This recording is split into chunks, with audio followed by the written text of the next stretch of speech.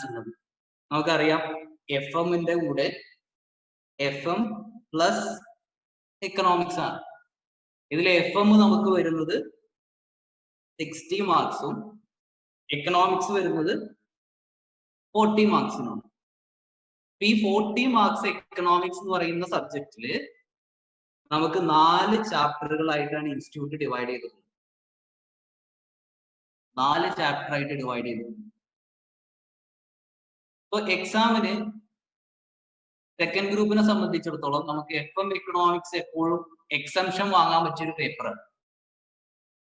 അങ്ങനെ എക്സംഷൻ വാങ്ങണമെന്നുണ്ടെങ്കിൽ നമ്മൾ F M മാത്രം പഠിച്ചാൽ പോരാ. കാരണം 60 മാർക്കിന് എഫ് എം ഉള്ളൂ. അതിൽ എഴുതിയാൽ തന്നെ നമുക്കൊരു 40-45 ഒക്കെയാണ് മാക്സിമം സ്കോർ ചെയ്യാൻ പറ്റുക. അപ്പൊ നമുക്ക് എക്കണോമിക്സും കൂടി കുറച്ച് മാർക്ക് വേണം. എന്തിന്? എക്സംഷൻ വാങ്ങാൻ വേണ്ടി. എക്സംഷൻ വാങ്ങാൻ പറ്റിയ പേപ്പറാണ് എഫ് എം എക്കണോമിക്സ്. നമ്മൾ +2 അതേപോലെ ഫൗണ്ടേഷൻ, CPT ഇതിനൊക്കെ നമ്മൾ എക്കണോമിക്സ് പഠിച്ചിട്ടുണ്ടായിരുന്നു. അപ്പൊ ആ ഒരു എക്കണോമിക്സും ഇതും തമ്മിൽ വ്യത്യാസമുണ്ട്. എന്താ വ്യത്യാസം? ഇത് എക്കണോമിക്സ് ഫോർ ഫൈനാൻസ് ആണ്. അതായത് നമുക്ക് മൈക്രോ എക്കണോമിക്സ് ഇവിടെ പഠിക്കാനില്ല, മാക്രോ എക്കണോമിക്സ് മാത്രമാണ് പഠിക്കാനുള്ളത്. 4 ചാപ്റ്റർ ഉണ്ട്. മൊത്തം നമുക്ക് വരുന്നത് 14 യൂണിറ്റ് ആണ്. ഈ 4 ചാപ്റ്ററിലും കൂടി കൂടിയിട്ട് 14 യൂണിറ്റ് ആണ് നമുക്ക് മൊത്തം വരുന്നത്. അതിൽ ഫസ്റ്റ് ചാപ്റ്ററിൽ 2 യൂണിറ്റ്, സെക്കൻഡ് ചാപ്റ്ററിൽ 4 യൂണിറ്റ്, തേർഡ് ചാപ്റ്ററിൽ 3 യൂണിറ്റ്, ലാസ്റ്റ് ചാപ്റ്ററിൽ 5 യൂണിറ്റ്. ഇങ്ങനെ 14 യൂണിറ്റ് പഠിക്കാനുണ്ട്. അപ്പോൾ ഒരു പ്രശ്നം എന്താ പറയുക, നമ്മൾ പരീക്ഷ എഴുതുന്ന സമയത്ത് നമുക്ക് മറ്റുള്ള തിയറി സബ്ജക്റ്റ് പോലെ 5 മാർക്ക് 8 മാർക്ക് അല്ലെങ്കിൽ 10 മാർക്കിനൊന്നും ക്വസ്റ്റ്യൻ ഇതിൽ നിന്ന് വരില്ല. കാരണം ഇത്രയും യൂണിറ്റ് ഉണ്ട്. 14 യൂണിറ്റ് എന്ത് ചെയ്യണം? ഇൻസ്റ്റിറ്റ്യൂട്ട് കവർ ചെയ്യണം ഈ 40 മാർക്കിന് വേണ്ടി. അപ്പൊ എക്സാമിന് എങ്ങനെ വരിക എന്ന് ചോദിച്ചാൽ 2 മാർക്കിന്റെ ക്വസ്റ്റ്യൻ, 3 മാർക്കിന്റെ ക്വസ്റ്റ്യൻ, 1 മാർക്കിന്റെ ക്വസ്റ്റ്യൻ, ഇങ്ങനെ ക്വസ്റ്റ്യന്റെ എണ്ണം വളരെ കൂടുതലേക്കാണ്, മാർക്കോ വളരെ കുറവേക്കാണ്. അപ്പൊ അങ്ങനെ ആവുമ്പോൾ നമുക്ക് കൺസെപ്റ്റ് നല്ലോണം അറിയണം, എന്നാലേ ഇത് പ്രസന്റ് ചെയ്യാൻ കഴിയുള്ളൂ.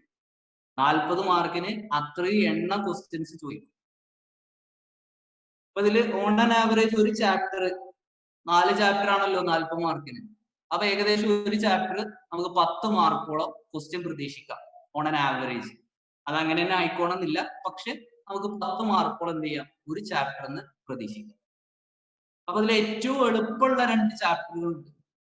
അത് ഒന്നാമത്തെ ചാപ്റ്റർ, അതേപോലെ 3ാമത്തെ ചാപ്റ്ററുണ്ട്. അപ്പൊ ഇത് നമ്മൾ ഫോക്കസ് ചെയ്ത് പഠിച്ചു കഴിഞ്ഞാൽ എന്തായി? പകുതി മാർക്കോളായി. 40 മാർക്കിൽ 20 മാർക്കോളം ക്വസ്റ്റ്യൻസ് ഈ 2 ഭാഗത്തു നിന്നാണ്. കാരണം ഇത് പെട്ടെന്ന് പഠിക്കാൻ പറ്റും. പെട്ടെന്ന് പഠിക്കുക മാത്രമല്ല, നമുക്ക് നല്ലോണം സ്കോർ ചെയ്യാൻ പറ്റും. ഈ ഫസ്റ്റ് ചാപ്റ്ററിന്റെ പ്രത്യേകത, അതിൽ 2 യൂണിറ്റ് ആണ് ആകെ ഉള്ളത്. നാഷണൽ ഇൻകം കമ്പ്യൂട്ടേഷനിൽ 2 യൂണിറ്റ് ആണ് ആകെ ഉള്ളത്.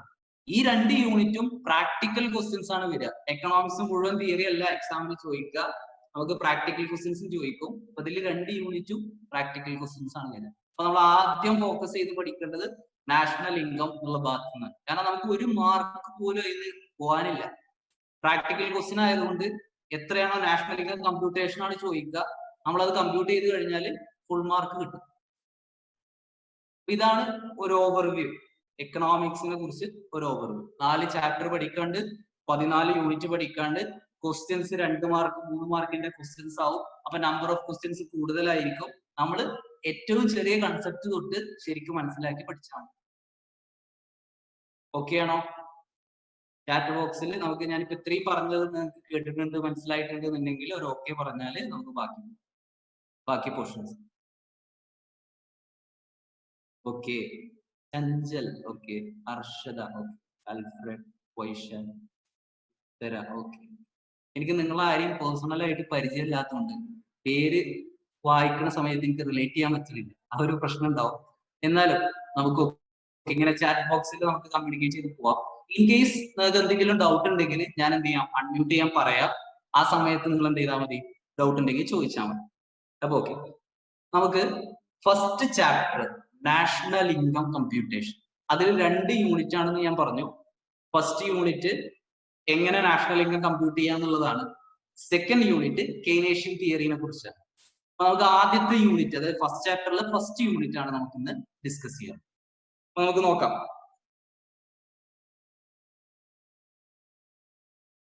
ഓക്കെ, ഫസ്റ്റ് പോർഷൻ എന്ന് പറയുന്നത് നാഷണൽ ഇൻകം. ഇതാണ് ഈ കൺസെപ്റ്റ്, നാഷണൽ ഇൻകം. നമുക്ക് ഈ കൺസെപ്റ്റ് മനസ്സിലാവണമെങ്കിൽ ഞാനൊരു എക്സാമ്പിൾ പറയാം. നിങ്ങൾക്ക് അറിയുന്ന കാര്യമാവും, എന്നാലും ഞാനൊരു എക്സാമ്പിൾ പറയാം. നമുക്ക് ഇതിന്റെ കൺസെപ്ച്വൽ ക്ലാരിറ്റി കിട്ടണം. എന്താണ് സംഗതി, നമ്മൾ എന്താണ് ഈ ചാപ്റ്ററിൽ കണ്ടുപിടിക്കുന്നത്, എന്തൊക്കെ രീതിയിലാണ് ക്വസ്റ്റ്യൻസ് വരിക എന്നുള്ള സംഗതികളാണ് നമുക്ക് അറിയേണ്ടത്. അപ്പൊ ആദ്യം നാഷണൽ ഇൻകം എന്ന് പറഞ്ഞാൽ ഒരു എക്സാമ്പിൾ ഞാൻ പറയാം. ഇപ്പൊ ഫോർ എക്സാമ്പിൾ, നമ്മുടെ പരിചയത്തില് ഒരാളുണ്ടായിരുന്നു, മിസ്റ്റർ എ. അതേപോലെ ഒരാളും കൂടി നമുക്ക് പരിചയമുണ്ട്, മിസ്റ്റർ ബി. ഇവർ രണ്ടുപേരും ഫ്രണ്ട്സ് ആണ്, പക്ഷെ ഇവർ തമ്മിൽ ഭയങ്കര പ്രശ്നത്തിലാണ്. മിസ്റ്റർ എ പറയാണ് മിസ്റ്റർ ബിയോട്, ഞാൻ ജീവിക്കുന്ന ലൈഫ് കണ്ടില്ല, എനിക്ക് ഇത്ര വരുമാനമുണ്ട്, ഞാൻ ഇങ്ങനെ ഇത്ര രൂപ സമ്പാദിക്കുന്നുണ്ട്, ഇത്ര രൂപ ഞാൻ ഇൻവെസ്റ്റ് ചെയ്യുന്നുണ്ട് എന്ന് മിസ്റ്റർ എ പറയാണ് മിസ്റ്റർ ബിനോട്. അപ്പൊ മിസ്റ്റർ ബി തിരിച്ചു പറയാണ്, നീ ചെയ്യുന്നതിന്റെ ഡബിൾ എഫക്റ്റില് ഞാൻ എന്ത് ചെയ്യുന്നുണ്ട്, ഇൻകം, വരുമാനം ഉണ്ടാക്കുന്നുണ്ട്, ഞാൻ ഇൻവെസ്റ്റ് ചെയ്യുന്നുണ്ട് എന്ന് മിസ്റ്റർ ബി പറയാണ്. അപ്പൊ ഇവർ രണ്ടുപേരും എന്ത് ചെയ്തു പറയും, മിസ്റ്റർ സിന്റെ അടുത്തേക്ക് പോയി. മിസ്റ്റർ സി സീനോട് ചോദിക്കുകയാണ്, ഞങ്ങളിൽ ആരാണ് ബെറ്റർ, നിനക്ക് തോന്നുന്നത്? മിസ്റ്റർ സീനോട്, ഞങ്ങൾ രണ്ടുപേരിൽ ആരാണ് ബെറ്റർ എന്നാണ് നിനക്ക് തോന്നുന്നത്? അപ്പൊ സ്വാഭാവികമായിട്ടും മിസ്റ്റർ സി നമ്മളാണെങ്കിൽ നമ്മൾ എന്താ ചെയ്യുക? നമ്മൾ മിസ്റ്റർ എന്റെ ഇൻകം നോക്കും, അതേപോലെ മിസ്റ്റർ ബിന്റെ ഇൻകം നോക്കും, ആ സ്റ്റേറ്റ്മെന്റ് രണ്ടും എടുത്ത് നോക്കും. എന്നിട്ട് ഏറ്റവും കൂടുതൽ ഇൻകം ഉള്ളത് ആരാണോ അയാളാണ് നമ്മൾ ഇതിൽ എന്ത് പറയാ, ഇയാൾക്കാണ് ഏറ്റവും കൂടുതൽ ഇൻകം. ഇതിപ്പോ രണ്ടാളുകളാണെങ്കിൽ നമുക്ക് ഇങ്ങനെ ചെയ്യാം, രണ്ട് രാജ്യങ്ങൾ തമ്മിലാണെങ്കിലും, അല്ലെങ്കിൽ ഇപ്പോ ഫോർ എക്സാമ്പിൾ ഇന്ത്യയിൽ ഭരിക്കുന്ന പാർട്ടി ഏതോ ആയിക്കോട്ടെ, BJP-യോ കോൺഗ്രസോ ഏതോ ആയിക്കോട്ടെ, അവർ പറയാണ് ഞങ്ങൾ ഭരിച്ചുകൊണ്ട് ഇന്ത്യക്ക് ഇത്ര മെച്ചമുണ്ട്, പഴയ പാർട്ടി പോലെ ഒന്നല്ല, ഞങ്ങൾക്ക് ഇത്ര മെച്ചങ്ങളെ ഞങ്ങൾ ഇന്ത്യക്ക് വേണ്ടിയിട്ട് ഉണ്ടാക്കി കൊടുക്കുന്നതാണ് അവർ പറയുന്നത്. അതെങ്ങനെയാ നമുക്ക് ഇവർ പറയുന്നത് ശരിയാണോ നോക്കാൻ പറ്റുക? ഇന്ത്യയുടെ നാഷണൽ ഇൻകം കൂടിയിട്ടുണ്ടോ എന്ന് നോക്കലാണ് ഒരു മാർഗം. അതായത് കഴിഞ്ഞ ഗവൺമെന്റ് ഭരിച്ച സമയത്ത് ഉണ്ടായിരുന്ന ഇന്ത്യയുടെ നാഷണൽ ഇൻകവും ഈ ഗവൺമെന്റ് ഭരിച്ചപ്പോ ഉണ്ടായ നാഷണൽ ഇൻകവും തമ്മിൽ മാറ്റം ഉണ്ടെങ്കിൽ, അതായത് നാഷണൽ ഇൻകം ഇൻക്രീസ് ചെയ്തിട്ടുണ്ടെങ്കിൽ നമ്മൾ എന്താ പറയാ, ഓക്കെ ഈ ഗവൺമെന്റ് ചെയ്തത് ശരിയാണ്, ഇന്ത്യക്കുള്ള മെച്ചം ഇവരുണ്ടാക്കി തന്നിട്ടുണ്ട് എന്ന് പറയാം. അപ്പൊ രാജ്യത്തിനെ നമ്മൾ വിലയിരുത്താൻ ഉപയോഗിക്കുന്ന ഒരു കൺസെപ്റ്റ് ആണ് എന്ത്, നാഷണൽ ഇൻകം. ഈ ചാപ്റ്ററിൽ നമുക്ക് പഠിക്കാനുള്ളത് എന്താ പറയുക, എന്താണ് നാഷണൽ ഇൻകം, എങ്ങനെയാണ് ഇത് കമ്പ്യൂട്ട് ചെയ്യുക, ആ കമ്പ്യൂട്ട് ചെയ്യാൻ എന്തെങ്കിലും മെത്തേഡുകൾ ഉണ്ടോ, ഇനി നാഷണൽ ഇൻകം എന്ന് പറഞ്ഞ കൺസെപ്റ്റിന് എന്തെങ്കിലും പ്രശ്നമുണ്ടോ, എന്തെങ്കിലും ചാലഞ്ചസ് ഉണ്ടോ, ലിമിറ്റേഷൻസ് ഉണ്ടോ? ഇത്രയും ഭാഗങ്ങളാണ് നമുക്ക് ഈ യൂണിറ്റിന് പഠിക്കാനുള്ളത്.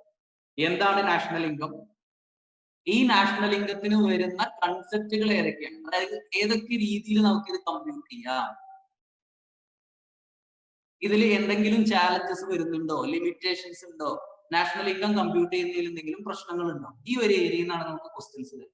ഞാൻ ഈ ചാപ്റ്റർ നമ്മൾ ഡിസ്കസ് ചെയ്തതിന് ശേഷം ഞാൻ ക്വസ്റ്റ്യൻ ഇത്രയും തവണ എക്സാമിന് ചോദിച്ച ക്വസ്റ്റ്യൻസ് ഞാൻ എന്ത് ചെയ്തിട്ടുണ്ട്, കമ്പയർ ചെയ്തിട്ടുണ്ട്. ക്വസ്റ്റ്യൻ മാത്രമല്ല അതിന്റെ ആൻസറും.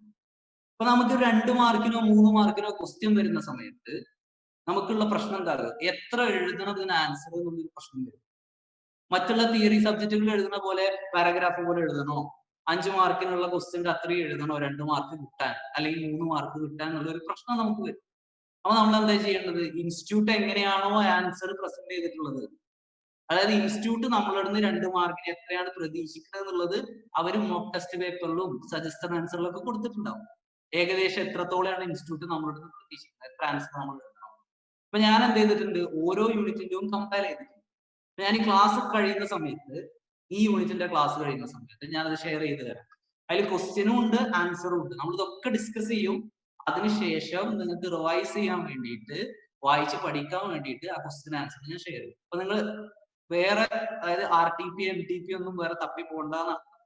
അത് വായിച്ചാൽ തന്നെ ആ ഏരിയയിൽ വന്ന മാക്സിമം ക്വസ്റ്റ്യൻസ് കവർ ആവും. അപ്പൊ ഞാൻ പറഞ്ഞതിലേക്ക് തിരിച്ചു വരാം. നാഷണൽ ഇൻകം എന്തൊക്കെയാണ്, അതിന്റെ കമ്പ്യൂട്ടേഷൻ ഇതാണ് ഈ യൂണിറ്റിന്റെ ഓവർ. ഇനി ശരിക്കും നോക്കുകയാണെങ്കിൽ നമ്മൾ ഈ ഒരു യൂണിറ്റില് 6 ഹെഡുകളാണ് കറക്റ്റ് പഠിക്കുക. അതായത് ഈ 6 ഭാഗത്തു നിന്നാണ് ക്വസ്റ്റ്യൻ വരുന്നത്. ഏതൊക്കെയാണ് 6 ഭാഗം എന്ന് ഞാൻ എഴുതാം, നമുക്കൊരു ഐഡിയ കിട്ടും എന്താണ് സംഗതി എന്നത്.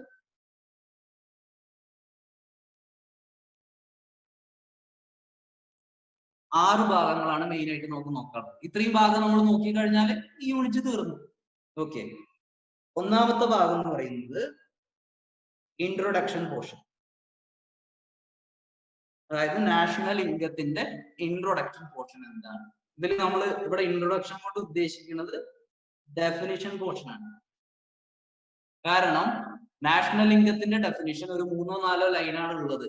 പക്ഷെ ഈ 4 ലൈൻ ഇൻഡെപ്ത് ആണ്. ഈ സംഗതി നമുക്ക് മനസ്സിലായാലേ നമുക്ക് പ്രോബ്ലം ചെയ്യാൻ കഴിയുള്ളൂ. അപ്പൊ അത് കാണാപ്പാഠം പഠിക്കുന്നതിലേറെ ഉപരി നമ്മൾ എന്ത് ചെയ്യണം, ഇത് മനസ്സിലാക്കി പഠിക്കണം. എന്താണ് ഇതുകൊണ്ട് ഉദ്ദേശിച്ചത് എന്നുള്ളത് മനസ്സിലാക്കി പഠിക്കണം. ഫസ്റ്റ് ഇൻട്രൊഡക്ഷൻ പാർട്ട് നമുക്ക് നോക്കാം. Second usefulness and significance. Usefulness and significance of national income. അതായത് നാഷണൽ ഇൻകം കമ്പ്യൂട്ട് ചെയ്യുന്നതിന്റെ ഉപയോഗം എന്താണ്, അതിന്റെ ഇമ്പോർട്ടൻസ് എന്താണ്. ഇത് ഡയറക്റ്റ് ക്വസ്റ്റ്യൻ എക്സാമിന് വരാറുണ്ട്. വാട്ട് ആർ ദ യൂസ്ഫുൾനെസ് അല്ലെങ്കിൽ importance of national income direct എക്സാമിന് ക്വസ്റ്റ്യൻ വരാറുണ്ട്. അപ്പൊ നമുക്ക് 3 മാർക്കിന് ചോദിച്ചാൽ 6 പോയിന്റുകളാണ് ടെക്സ്റ്റ് ബുക്കിൽ പാരഗ്രാഫ് ആക്കി തന്നിട്ടുള്ളത്. അപ്പൊ നമുക്കത് പോയിന്റ് വൈസ് മനസ്സിലാക്കി പഠിച്ചു കഴിഞ്ഞാൽ നമുക്ക് നമ്മുടെ ലാംഗ്വേജിൽ എഴുതാം. ഒരു 6 പോയിന്റ് പഠിച്ചാൽ മതി. നമുക്ക് അറിയുന്ന കാര്യങ്ങൾ എന്തിനാണ് നമ്മൾ നാഷണൽ ഇൻകം കമ്പ്യൂട്ട് ചെയ്യുന്നത് എന്നുള്ളത് നമുക്ക് ചിന്തിച്ചാൽ മനസ്സിലാവുന്ന കാര്യം. അപ്പൊ അതുണ്ട് രണ്ടാമത്തത്. മൂന്നാമത്തത് different concept of national income. Different concepts of national income precisely പറയുകയാണെങ്കിൽ നമുക്ക് ഇവിടെ 8 കോൺസെപ്റ്റ് പഠിക്കാം. കാരണം ഈ ഒരു ഭാഗത്തു നിന്നാണ് ഏറ്റവും കൂടുതൽ ക്വസ്റ്റ്യൻസ് വരിക. അതായത് ഞാൻ പറഞ്ഞ തുടക്കത്തിൽ ഒരു ചാപ്റ്റർ 10 മാർക്കിനാണ് ചോദിക്കുക.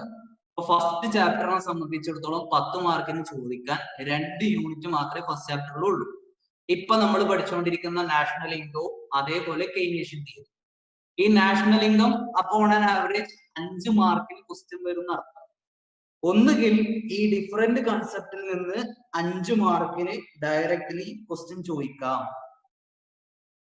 അല്ലെങ്കിൽ ഒരു 3 മാർക്കിന്റെ ക്വസ്റ്റ്യൻ ഇതിൽ നിന്നും 2 മാർക്കിന്റെ തിയറി പോർഷൻസ്. ഞാൻ ഈ പറഞ്ഞല്ലോ 6 ഹെഡുകൾ പഠിക്കാനുണ്ട്. ഈ 6 ഹെഡിൽ നിന്ന് ഏതെങ്കിലും ഒരു ഹെഡിൽ നിന്ന് 2 മാർക്കിന്റെ തിയറി പോർഷനോ, ഈ മൂന്നാമത് പറഞ്ഞ ഡിഫറെന്റ് കോൺസെപ്റ്റിൽ നിന്ന് 3 മാർക്കിനോ അല്ലെങ്കിൽ 5 മാർക്കിന്റെ ക്വസ്റ്റ്യനോ ചോദിക്കാം. അപ്പൊ നമ്മൾ ഫോക്കസ് ചെയ്ത് പഠിക്കേണ്ട ഏരിയ ഏതാണ്? മൂന്നാമത്തെ പോയിന്റ്. കാരണം അത് പഠിച്ചു കഴിഞ്ഞാൽ നമുക്ക് മിനിമം ഒരു 3 മാർക്ക് അല്ലെങ്കിൽ 5 മാർക്ക് കിട്ടും. അത് പ്രാക്ടിക്കൽ ക്വസ്റ്റ്യൻ ആയിരിക്കും. നമ്മൾ വാരി വലിച്ച് എഴുതേണ്ട കാര്യമില്ല. ജസ്റ്റ് എന്ത് ചെയ്താൽ മതി, നമുക്ക് കൺസെപ്റ്റ് അറിയാന്നുണ്ടെങ്കിൽ കാൽക്കുലേറ്ററിൽ സമ്മടിച്ചാൽ കിട്ടുന്ന ആൻസർ ആണ് നാഷണൽ ഇൻകത്തിന്റെ കമ്പ്യൂട്ടേഷൻ. ഓക്കെ, അപ്പൊ 3 ഭാഗങ്ങൾ കഴിഞ്ഞു. നാലാമത്തെ ഹെഡ് എന്ന് പറയുന്നത് measurement of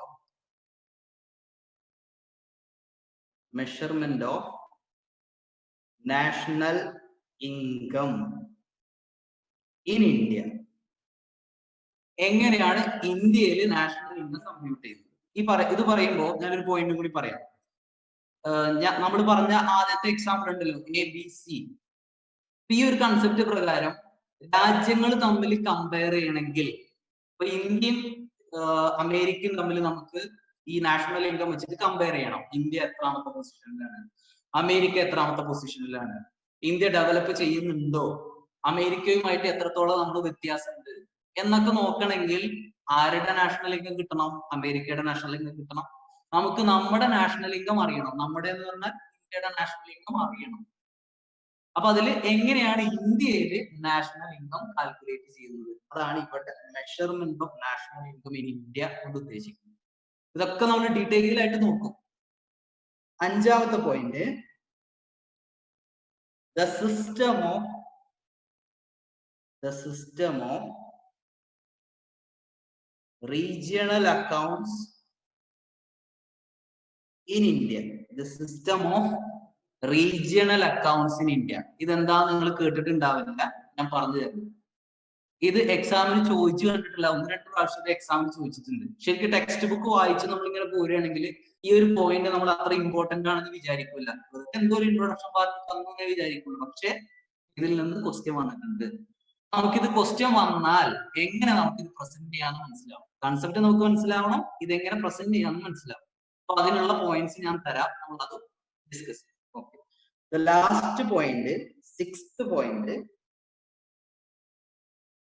limitations and challenges of national income computation. Limitation and challenges of national income computation. ഈ പറയുന്ന നാഷണൽ ഇൻകത്തിന്റെ ലിമിറ്റേഷൻസ് എന്തൊക്കെയാണ്? നാഷണൽ ഇൻകം ചിലപ്പോ കൺസെപ്ച്വലി അവർ പറയുന്നത് ശരിയായിക്കോണമെന്നില്ല, തെറ്റുകൾ വരാം. അതിനുള്ള കാരണങ്ങൾ എന്തൊക്കെയാണ്? നാഷണൽ ഇൻകം കമ്പ്യൂട്ട് ചെയ്യുമ്പോൾ നമുക്ക് വരുന്ന ചാലഞ്ചസ് എന്തൊക്കെയാണ്? കമ്പ്യൂട്ട് ചെയ്യാതിരിക്കാൻ ഇന്ന പ്രശ്നങ്ങൾ വരും, അതൊക്കെ എന്തൊക്കെയാണെന്നാണ് നോക്കണം. ഇതാണ് ശരിക്ക് യൂണിറ്റ് 1ന്റെ ഓവർവ്യൂ. ഇത്രയും സംഗതികളാണ് നമുക്ക് പഠിക്കാനുള്ളത്. 6 ഹെഡ് നമ്മൾ പഠിച്ചു കഴിഞ്ഞാൽ ഈ യൂണിറ്റ് കംപ്ലീറ്റ് ആയി. ഇതിൽ എല്ലാ ഭാഗത്തു നിന്നും ക്വസ്റ്റ്യൻ വരാറുണ്ട്, നമുക്ക് എല്ലാ ഭാഗങ്ങളും ഡിസ്കസ് ചെയ്തിട്ട് പോകാം. അപ്പൊ നിങ്ങൾ എന്ത് ചെയ്യണം, ഈ ഒരു ഭാഗം ഞാൻ എഴുതിയത് ഒന്ന് നോട്ടിലേക്ക് പറഞ്ഞു. ഞാൻ ജസ്റ്റ് ഇങ്ങനെ ഇമ്പോർട്ടന്റ് ആയിട്ടുള്ള സംഗതികൾ മാത്രമേ നോട്ട് തരുള്ളൂ. അപ്പൊ ആ ഒരു പറയുന്ന സമയത്ത് അത് മാത്രം നിങ്ങൾ എഴുതിയാൽ മതി. ബാക്കിയുള്ളത് നമുക്ക് പ്രിന്റ് ഔട്ട് ഉണ്ടാവും, നമ്മുടെ കയ്യിൽ ഉണ്ടാവും എന്ന് വിചാരിക്കുന്നു. അപ്പൊ നിങ്ങൾ എന്ത് ചെയ്യാം, ഇത്രയും ഭാഗം ഒന്ന് എഴുതി കഴിഞ്ഞാൽ ഒന്ന് ചാറ്റ് ബോക്സിൽ പറഞ്ഞ് നമുക്ക് ബാക്കി ഡിസ്കസ്.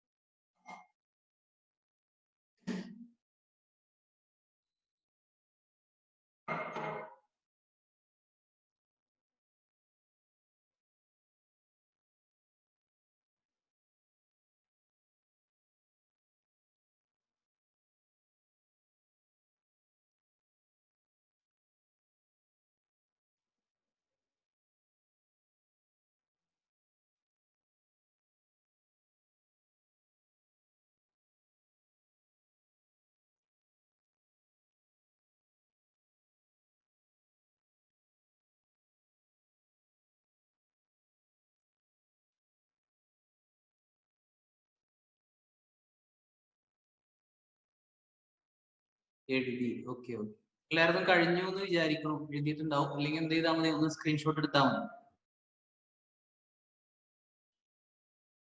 ഓക്കെ, ഈ പ്രിന്റ് ഔട്ട് എല്ലാവരുടെ കയ്യിലുണ്ടോ? ഞാനിപ്പോ ഈ സ്ക്രീനിൽ കാണിക്കുന്ന പ്രിന്റ് ഔട്ട്, അതായത് ഈ നോട്ട്സ് എല്ലാവരുടെ കയ്യിലും ഉണ്ടോ?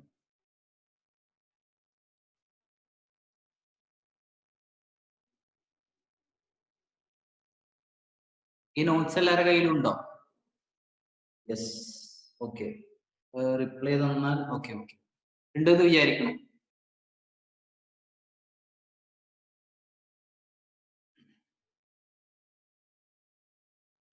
നമുക്ക് ആ നോട്ടിലേക്ക് തിരിച്ചു വരാം. ഞാൻ കുറച്ച് കാര്യങ്ങൾ പറയാം, അതിനുശേഷം നമുക്ക് എന്ത് ചെയ്യാം, നോട്ട്സ് വായിച്ചു പോരാം. ആദ്യം നമുക്ക് ഈ കൺസെപ്റ്റ് മനസ്സിലാക്കിയതിന് ശേഷം നോട്ട്സ് വായിക്കാം. ഓക്കെ, ഓക്കെ,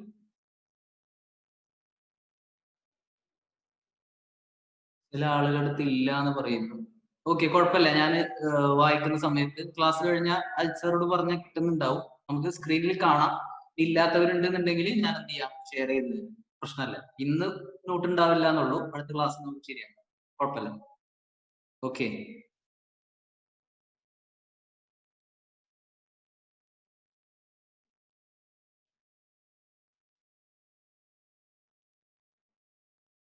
ഓക്കെ, അപ്പൊ ഞാൻ കൺസെപ്റ്റിലേക്ക് കിടക്കാണ്.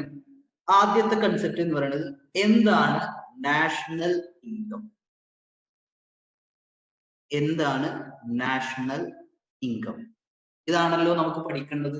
എന്താണ് നാഷണൽ ഇൻകം? ഇപ്പോ ഒരു എക്സാമ്പിൾ ഞാൻ പറയാം. ഇന്ത്യ, USA, ഇത് തമ്മിലാണ് നമ്മൾ എന്ത് ചെയ്യുന്നത്, കമ്പയർ ചെയ്യുന്നത്. അപ്പൊ ഇന്ത്യയിലെ നാഷണൽ ഇൻകവും USA നാഷണൽ ഇൻകവും വെച്ചിട്ടാണ് നമ്മൾ എന്ത് ചെയ്യുന്നത്, കമ്പയർ ചെയ്യുന്നത്. അപ്പൊ ആ സമയത്ത് ഇന്ത്യയിൽ കമ്പ്യൂട്ട് ചെയ്യുന്നത് വേറൊരു മെത്തേഡ് ഉപയോഗിച്ചിട്ടാണ്, US കമ്പ്യൂട്ട് ചെയ്യുന്നത് വേറൊരു മെത്തേഡ് ഉപയോഗിച്ചിട്ടാണെങ്കിൽ എന്ത് സംഭവിക്കുക, കമ്പാരിസൺ ശരിയാവും? ഇല്ല. അപ്പൊ രണ്ട് രാജ്യത്തും, അതായത് ഇന്ത്യയിലും USA ഒരേ മെത്തേഡ് ഉപയോഗിച്ച് കമ്പ്യൂട്ട് ചെയ്താൽ മാത്രമേ നമുക്ക് കിട്ടുന്ന ഫിഗർ വെച്ചിട്ട് നമുക്ക് കമ്പയർ ചെയ്യാൻ പറ്റുള്ളൂ. ഇന്ത്യ എവിടെ നിൽക്കുന്നു, അമേരിക്ക എവിടെ നിൽക്കുന്നു കമ്പയർ ചെയ്യുന്നെങ്കിൽ ഒരേ മെത്തേഡാണ്. ഇത് ശരിക്ക് UN ആണ് ഇങ്ങനെ ഒരു കൺസെപ്റ്റ് ഇൻട്രൊഡ്യൂസ് ചെയ്തത്. യുണൈറ്റഡ് നേഷൻസ് ആണ് ഈ നാഷണൽ ഇൻകം എന്നുള്ളൊരു കൺസെപ്റ്റ് ഇൻട്രൊഡ്യൂസ് ചെയ്തത്. അതായത് രാജ്യങ്ങൾ തമ്മിലുള്ള കമ്പാരിസന് വേണ്ടിയിട്ട് നാഷണൽ ഇൻകം എന്നുള്ളൊരു കൺസെപ്റ്റ് ഇൻട്രൊഡ്യൂസ് ചെയ്തത് UN ആണ്. അപ്പൊ UN ഇൻട്രൊഡ്യൂസ് ചെയ്ത സമയത്ത് 8 കൺസെപ്റ്റുകളാണ് നാഷണൽ ഇൻകവുമായി ബന്ധപ്പെട്ട് പറഞ്ഞത്. 8 കൺസെപ്റ്റ്. അതിൽ നിങ്ങൾ കേട്ടതുണ്ടാവും, കേൾക്കാത്തതുണ്ടാവും. GDP, NDP, NNP, GNP എന്നൊക്കെ പറഞ്ഞു, മാർക്കറ്റ് പ്രൈസ് ഫാക്ടർ കോസ്റ്റ് എന്ന് പറഞ്ഞിട്ട് 8 കൺസെപ്റ്റുകളാണ് ഇൻട്രൊഡ്യൂസ് ചെയ്തത്. ഇതില് ഈ 8 നമ്മൾ കറക്റ്റ് പഠിക്കണം. എന്താണ് സംഗതികൾ, എന്താണ് വ്യത്യാസം വരുന്നത്. ഈ 8 കൺസെപ്റ്റില് NNPFC, അതായത് net national product at factor cost, അതാണ് അതിന്റെ full form. Net national product at factor cost. ഇതാണ് നമ്മൾ എന്തായിട്ട് കൺസിഡർ ചെയ്യുക, നാഷണൽ ഇൻകം ആയിട്ട് കൺസിഡർ ചെയ്യുക. ഇത് എന്തുകൊണ്ട് അങ്ങനെ കൺസിഡർ ചെയ്യണമെന്ന് ഞാൻ പറഞ്ഞില്ല. നമ്മൾ ഇത് ഡിസ്കസ് ചെയ്യുന്ന സമയത്ത്, net national product at factor cost discuss ചെയ്യുന്ന സമയത്ത് 8 കൺസെപ്റ്റില് ഏറ്റവും നല്ല കൺസെപ്റ്റ്, നാഷണൽ ഇൻകം ആയിട്ട് നമുക്ക് ട്രീറ്റ് ചെയ്യാൻ പറ്റുന്ന ഏറ്റവും നല്ല concept net national product at factor cost എടുക്കാനുള്ള കാരണം എന്താന്ന് ഞാൻ പറയാം. അപ്പൊ നമ്മൾ എക്സാമിന് ക്വസ്റ്റ്യൻ വരികയാണ്, കാൽക്കുലേറ്റ് നാഷണൽ ഇൻകം. ഇത് മാത്രമേ ക്വസ്റ്റ്യനിൽ പറഞ്ഞു, കാൽക്കുലേറ്റ് നാഷണൽ ഇൻകം. അപ്പൊ നമ്മൾ കാൽക്കുലേറ്റ് ചെയ്യേണ്ടത് ഈ 8 NNPFC. അത് ക്വസ്റ്റ്യനിൽ പ്രത്യേകം തരണമെന്നില്ല. അപ്പൊ ഒന്നും തറഞ്ഞിട്ടില്ലെങ്കിൽ നമ്മൾ കാൽക്കുലേറ്റ് ചെയ്ത net national product at factor. ഇനി ചില ക്വസ്റ്റ്യനിൽ ഇങ്ങനെ തരാം, calculate national income GDP MP ഇങ്ങനെ തന്നിട്ടുണ്ട്. Calculate national income GDP MP. അവിടെ നമ്മൾ NNPFC കാണണോ, വേണ്ട. കാരണം അവിടെ ക്വസ്റ്റ്യനിൽ സ്പെസിഫൈ ചെയ്ത് പറഞ്ഞിട്ടുണ്ട് നമ്മൾ കണ്ടുപിടിക്കേണ്ടത് GDP MP. ഇതൊക്കെ എന്താണെന്ന് നമ്മൾ പഠിക്കും. ഞാൻ ക്വസ്റ്റ്യൻ വരുന്ന രീതിയാണ് പറഞ്ഞിരുന്നത്. നാഷണൽ ഇൻകം എന്നുള്ള കൺസെപ്റ്റ് ചോദിച്ചാൽ നമ്മൾ എന്തെഴുതണം, NNPFC എഴുതണം. ഓക്കെ. അപ്പൊ നമുക്ക് ഇൻട്രൊഡക്ഷൻ പാർട്ട് നോക്കാം. ഇതില് നോട്ടില് ഇൻട്രൊഡക്ഷൻ പാർട്ട് തന്നിട്ടുണ്ട്, നമുക്ക് നോക്കാം. സ്ക്രീനിൽ നിങ്ങൾക്ക് കാണാം. ഓക്കെ. ഇതില് നാഷണൽ ഇൻകം എന്ന് പറഞ്ഞ യൂണിറ്റില് നമുക്ക് പഠിക്കാനുള്ളത് നമ്മുടെ സിലബസ് പ്രകാരം കൺസെപ്റ്റ്സ് ഓഫ് നാഷണൽ ഇൻകം തന്നിട്ടുണ്ട്. നോക്കി, ഇവിടെ 1, 2, 3, 4, 5, 6, 7, 8, 9, 10 കൺസെപ്റ്റുകളെ കുറിച്ച് പഠിക്കാം. നമ്മൾ ഈ പറഞ്ഞ GDP NDP അല്ലാതെ എന്തും കൂടി പഠിക്കാണ്ട്, ഒരു per capita income, personal income, disposable income, ഇതൊക്കെ തിയറി ചോദിക്കാറുണ്ട്. സിമ്പിൾ കോൺസെപ്റ്റ് ആണ്, നമുക്ക് 1 or 2 ലൈനിൽ ആൻസർ എഴുതാൻ പറ്റുന്ന കോൺസെപ്റ്റുകൾ. പിന്നെ ഏറ്റവും കൂടുതൽ പ്രാക്ടിക്കൽ ക്വസ്റ്റ്യൻസ് വരുന്ന area, methods of computation of national income. 3 മെത്തേഡുകൾ ഉണ്ട്, നമ്മൾ +2 ഒക്കെ സമയത്ത് പഠിച്ചതാണ്. പ്രൊഡക്റ്റ് മെത്തേഡ് ഉണ്ട്, ഇൻകം മെത്തേഡ് ഉണ്ട്, എക്സ്പെൻഡിച്ചർ മെത്തേഡ്. ഈ മെത്തേഡുകളിലൊക്കെ എന്താണ് വ്യത്യാസം, ഒരു പ്രോബ്ലം വന്നു കഴിഞ്ഞാൽ എങ്ങനെയാണ് നമ്മൾ ഏത് മെത്തേഡ് വേണമെന്ന് ചൂസ് ചെയ്യുക. കാരണം എക്സാമിന് ഈ 3 മെത്തേഡുകളിൽ ചോദിച്ചു കഴിഞ്ഞാൽ ഇവിടെ എന്ത് തരൂല, ഏത് മെത്തേഡാണ് നിങ്ങൾ യൂസ് ചെയ്യേണ്ടത് ചിലപ്പോൾ ക്വസ്റ്റ്യനിൽ തരൂല. അപ്പൊ നമ്മൾ എന്ത് ചെയ്യണം, നമുക്ക് ആ ക്വസ്റ്റ്യൻ വായിച്ചു കഴിഞ്ഞാൽ മനസ്സിലാവണം ഇത് ഇന്ന മെത്തേഡ് ഉപയോഗിച്ചിട്ടാണ് ചെയ്യേണ്ടത്. ചില ക്വസ്റ്റ്യൻസിൽ പറയാം പ്രൊഡക്റ്റ് മെത്തേഡിൽ കാൽക്കുലേറ്റ് ചെയ്യണം, പക്ഷെ അങ്ങനെ പറയാത്ത ക്വസ്റ്റ്യൻസ് ആണ് അധികവും കണ്ടിട്ടുള്ളത്. അപ്പൊ നമുക്ക് എന്ത് ചെയ്യണം, ക്വസ്റ്റ്യൻ വായിച്ചാൽ മനസ്സിലാവണം ഇത് ഇന്ന മെത്തേഡിലാണ് ചെയ്യേണ്ടത്. അപ്പൊ അത് നമുക്ക് പഠിക്കണം. പിന്നെ ഞാൻ പറഞ്ഞ പോലെ usefulness and limitation of national income. എന്തൊക്കെയാണ് നാഷണൽ ഇൻകത്തിന്റെ യൂസ്ഫുൾനെസ്, അതേപോലെ എന്തൊക്കെയാണ് ലിമിറ്റേഷൻ. പിന്നെ system of regional accounts in India. ഇത്രയും ഭാഗങ്ങളാണ് നമുക്ക് ഡിസ്കസ് ചെയ്യുന്നത്. ഇതിന്റെ ഒരു ഓവർവ്യൂ ഞാൻ നേരത്തെ പറഞ്ഞിട്ടുണ്ടായിരുന്നു, 6 സംഗതികൾ പഠിക്കാനുണ്ട്. ഓക്കെ, അപ്പൊ നമുക്ക് നോക്കാം. System of national accounts.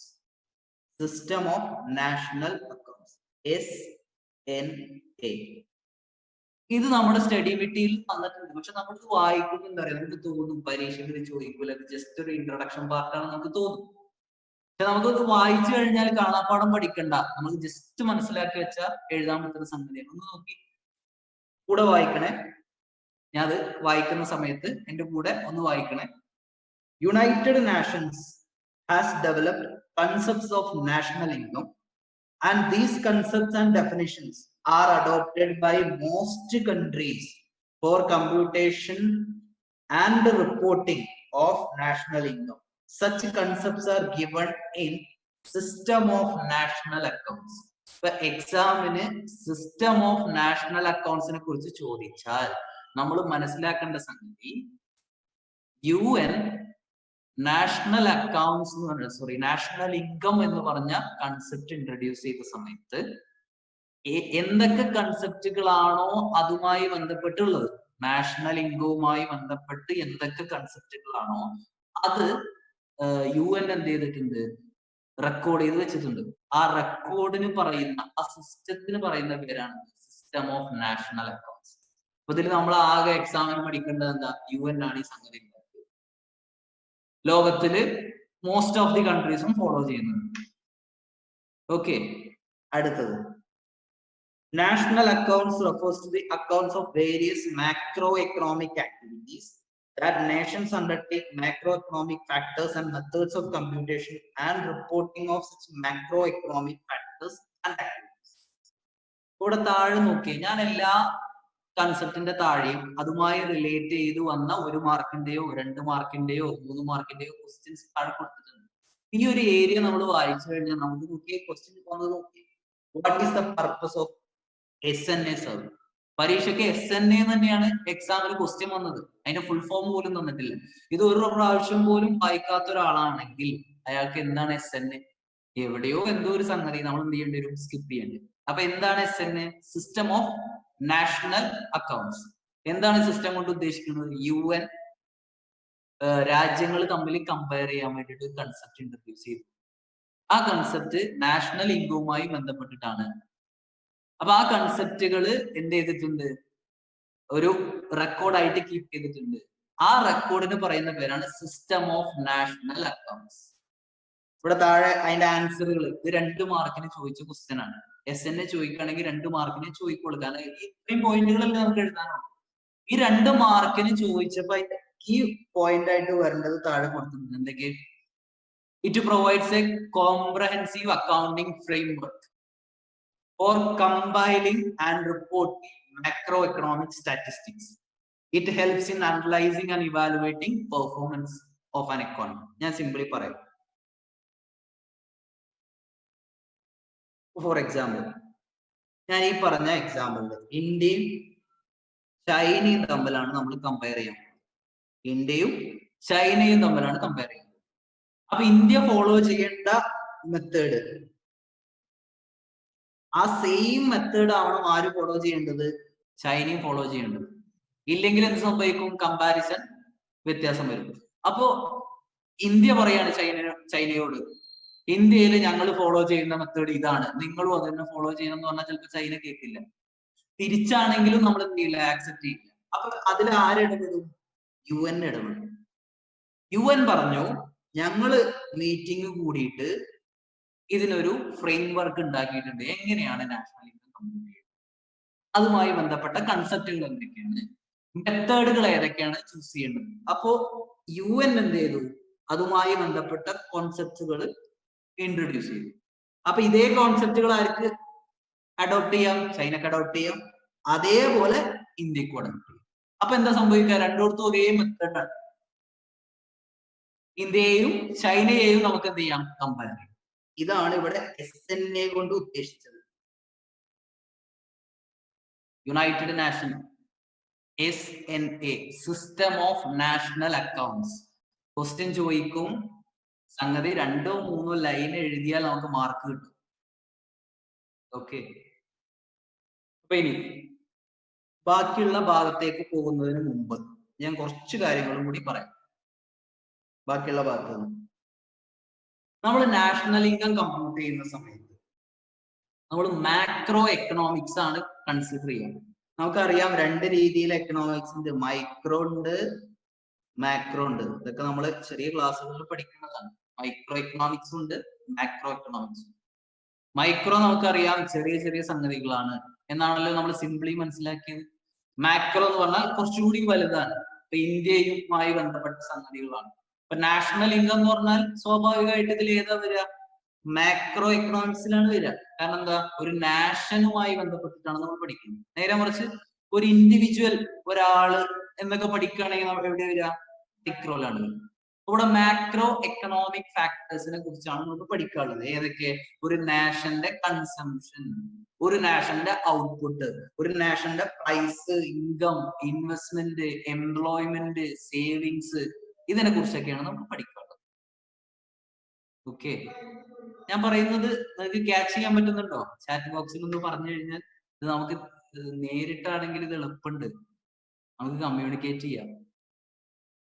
ഞാൻ പറയുന്നത് നിങ്ങൾക്ക് ക്യാച്ച് ചെയ്യാൻ പറ്റുന്നുണ്ടോ എന്നാണ് ചോദിക്കുന്നത്. ഓക്കെ, യെസ് യെസ് പറയുന്നുണ്ട്. എല്ലാരും ഒന്ന് പറഞ്ഞാൽ. ഓക്കെ ഓക്കെ, ഇതില് പഴയ ബാച്ചിൽ, അതായത് ഞാൻ അവിടെ പുസ്തകത്തിൽ പഠിപ്പിക്കുന്ന സമയത്ത് ക്ലാസ്സിൽ ഇരുന്ന ആരെങ്കിലും ഉണ്ടോ? ഉണ്ടെങ്കിലും ഒന്ന് പറഞ്ഞാൽ. ഓക്കെ, ആള് പറഞ്ഞു. ഓക്കെ ഓക്കെ, അന്ന് ഞാൻ ക്ലാസ്സിൽ പറഞ്ഞിട്ടുണ്ടായിരുന്നു, പേര് ഓർമ്മയില്ല, കുറച്ച് ബുദ്ധിമുട്ടാണ് എന്ന് ഞാൻ പറഞ്ഞിട്ടുണ്ടായിരുന്നു. അതുകൊണ്ടാണ് എനിക്ക് കണക്ട് ചെയ്യാൻ പറ്റാത്തത്. Okay okay, Aditya, Rinsana, okay okay, ശരി ശരി ശരി. അപ്പൊ നമുക്ക് നോട്ട്സിലേക്ക് തിരിച്ചു വരാം. അപ്പൊ ഈ സ്ക്രീനിൽ കാണുന്നത് ഒന്ന് വായിക്കോ, നമുക്ക് ഡിസ്കസ് ചെയ്യാം. സ്ക്രീൻ ഭാഗം ഒന്ന് വായിക്കോ.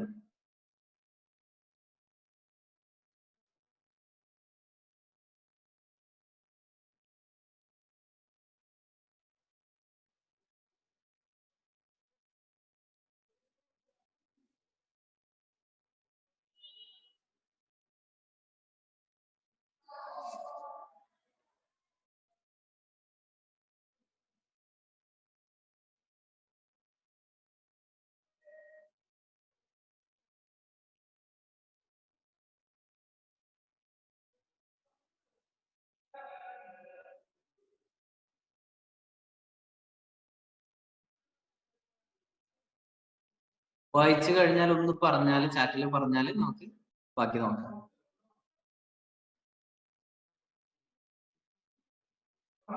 ഓൺലൈൻ ക്ലാസ് ആണെന്ന് വിചാരിച്ചിട്ട് വായിക്കാതിരിക്കരുത്, വായിക്കണം.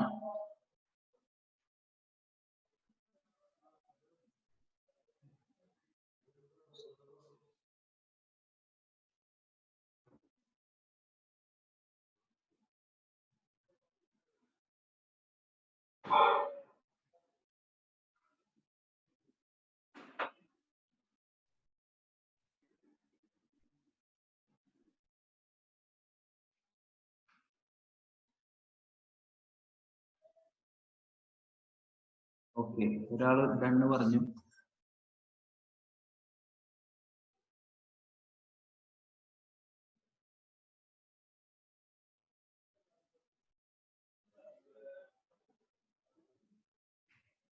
ഓക്കെ ഓക്കെ, ശരി. ഞാൻ എന്ത് ചെയ്യാൻ പറയാം, ഒരു ക്വസ്റ്റ്യൻ ഞാൻ ഇവിടെ എഴുതാം. എക്സാമിന് സാധാരണയായിട്ട് ചോദിച്ചു കാണുന്ന ഒരു ക്വസ്റ്റ്യൻ ആണ്. ആ ക്വസ്റ്റ്യൻ ഞാൻ ഇവിടെ എഴുതാം. പക്ഷെ നമുക്കിത് ആൻസർ ചെയ്യേണ്ടത് എങ്ങനെയാണെന്ന് അറിയാത്തൊരു പ്രശ്നം ഉണ്ടാവും. ഇതൊക്കെ വായിച്ചാലും ടെക്സ്റ്റ് ബുക്ക് ഒക്കെ വായിച്ചാലും 3 മാർക്കിന് ആ ക്വസ്റ്റ്യൻ വന്നു കഴിഞ്ഞാൽ അത് സ്കോർ ചെയ്യുന്ന സമയത്ത്, എഴുതുന്ന സമയത്ത് കറക്റ്റ് ആയിട്ട് അതിന്റെ ആൻസർ എഴുതാൻ ആർക്കും പറ്റാറില്ല. ക്വസ്റ്റ്യൻ ഇതാണ്. അപ്പൊ നമ്മൾ ഇത്തിരി ഡിസ്കസ് ചെയ്തല്ലോ, ഇത് വെച്ചിട്ട് നിങ്ങൾക്ക് എഴുതാൻ പറ്റില്ല. പക്ഷെ നമ്മൾ എഴുതുകയാണെങ്കിൽ തന്നെ ഇൻസ്റ്റിറ്റ്യൂട്ട് ഉദ്ദേശിച്ച ഒരു ലെവലിലേക്ക് അത് എത്തിയിട്ടുണ്ടാകും. അതാണല്ലോ വേണ്ടത്. നമ്മൾ നമ്മുടെ കൺസെപ്റ്റ് പ്രകാരം നമ്മൾ കറക്റ്റ് ആണ് എഴുതിയത്. പരീക്ഷ കഴിഞ്ഞ് എക്സാം കൊടുന്ന് പുറത്തേക്ക് ഇറങ്ങുമ്പോൾ നമ്മൾ വിചാരിച്ച എക്കണോമിക്സ് ഇത്ര ഇന്ന ക്വസ്റ്റ്യൻസ് നമുക്കൊക്കെ ഉണ്ടല്ലോ ശീലം. എന്ത് ക്വസ്റ്റ്യൻ പേപ്പർ നോക്കിയിട്ടാണ് ഈ ക്വസ്റ്റ്യൻ ഞാൻ എഴുതിയിട്ടുണ്ട്, ഈ ക്വസ്റ്റ്യൻ ഞാൻ എഴുതിയിട്ടുണ്ട്, ഒരു ഏകദേശം ഒരു ആവറേജ് ഇത്ര മാർക്ക് ഉണ്ടാവും എന്നൊക്കെ നമ്മൾ പ്രതീക്ഷിക്കുമല്ലോ, സ്വാഭാവികമാണ്. പക്ഷേ ഇൻസ്റ്റിറ്റ്യൂട്ട് നമ്മളോട് ഉദ്ദേശിക്കുന്നത് അതല്ലെങ്കിൽ എക്സംഷൻ കിട്ടും എന്ന് പറഞ്ഞ പേപ്പറിൽ നമ്മൾ പാസ്സായിട്ട് പോലും ഉണ്ടാവില്ല. അതായത് 60-70 മാർക്ക് കിട്ടുന്ന പ്രതീക്ഷിച്ച പേപ്പർ ജസ്റ്റ് 40 കടന്നിട്ടുണ്ടാവില്ല. അപ്പൊ അങ്ങനെയുള്ള ഒരു ക്വസ്റ്റ്യൻ ആണ്. ക്വസ്റ്റ്യൻ സിമ്പിൾ ആണ്, നമ്മൾ ഇത്രയും പറഞ്ഞ ക്വസ്റ്റ്യൻ തന്നെയാണ്. ക്വസ്റ്റ്യൻ ഇതാണ്: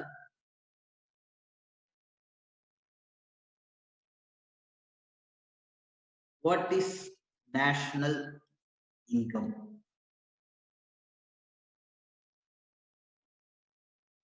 ഇതാണ് ക്വസ്റ്റ്യൻ. ഇത് 2 മാർക്കിനോ അല്ലെങ്കിൽ 3 മാർക്കിനോ ആണ് ചോദിക്കുക. What you mean by national income? അപ്പൊ നമ്മൾ ആൻസർ എഴുതുന്നതിൽ വേണ്ട കീ പോയിന്റ്സ് ഞാൻ പറഞ്ഞുതരാം. അപ്പൊ നമുക്ക് റിലേറ്റ് ചെയ്യാൻ പറ്റും, ഇന്ന സംഗതികൾ നമ്മൾ എഴുതിയാൽ നമുക്ക് മാർക്ക് കിട്ടും. അപ്പൊ ഞാൻ അത് എഴുതാം. ജസ്റ്റ് പോയിന്റ്സ് മാത്രമാണ്, നമ്മൾ അതും കൂടി ഒന്ന് എഴുതിയെടുത്താൽ ഈ ഭാഗത്തുള്ള ക്വസ്റ്റ്യൻ വന്നാൽ നമുക്ക് ആ മാർക്ക് സ്കോർ ചെയ്യാം. ഓക്കെ, ആൻസറിൽ വേണ്ട key points.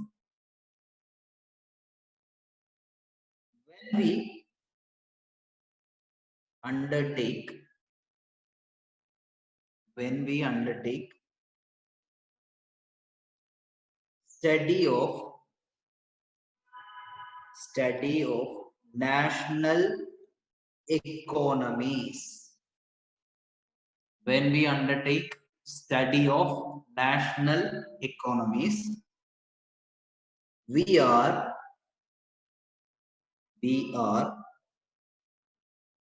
interested in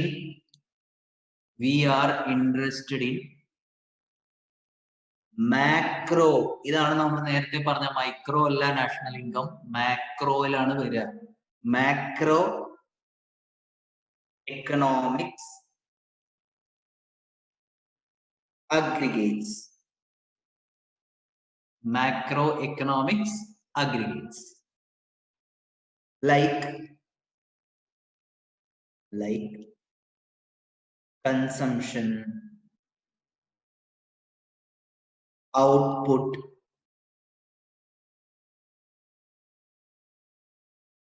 prices,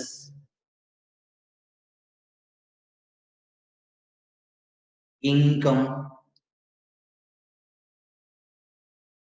investment,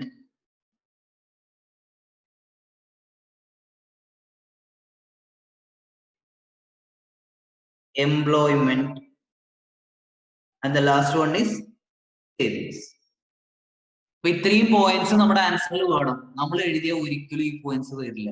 ഇത് നമുക്ക് എങ്ങനെ മനസ്സിലായത്? ഈ പോയിന്റ്സ് ആണ്. സജസ്റ്റഡ് ആൻസറിൽ what is national income, what you mean by national income, introduction പാർട്ടുമായി ബന്ധപ്പെട്ട് ക്വസ്റ്റ്യൻ വന്നോടത്തൊക്കെ ഇൻസ്റ്റിറ്റ്യൂട്ട് പ്രസന്റ് ചെയ്ത ആൻസർ ഇങ്ങനെയാണ്. അതായത് നമ്മളൊരു നാഷണൽ ഇൻകം എന്ന് പറഞ്ഞാൽ ഒരു രാജ്യത്തെ കുറിച്ച് പഠിക്കുകയാണ്. രാജ്യത്തിന്റെ നാഷണൽ ഇൻകം എന്താണെന്ന് പഠിക്കുകയാണ്. അപ്പൊ അവിടെ നമ്മൾ നോക്കേണ്ട കാര്യങ്ങൾ കൺസംഷൻ നോക്കണം, രാജ്യത്തിന്റെ ഔട്ട്പുട്ട് നോക്കണം, പ്രൈസസ് നോക്കണം, ഇൻകം, ഇൻവെസ്റ്റ്മെന്റ്, എംപ്ലോയ്മെന്റ്, സേവിങ്സ്, ഇതൊക്കെ കൺസിഡർ ചെയ്തിട്ട് കാൽക്കുലേറ്റ് ചെയ്യുന്നതാണ് നാഷണൽ ഇൻകം. എന്ന ആൻസർ എഴുതിയാൽ മാത്രമേ നമുക്ക് ഈ പറഞ്ഞ 2 മാർക്കും 3 മാർക്കും കിട്ടൂ. ഓക്കെ, ഇപ്പൊ ഇത്രയും ഭാഗം ഒന്ന് എഴുതിയിട്ട് നമുക്ക് അടുത്ത കൺസെപ്റ്റിലേക്ക് പോവാം.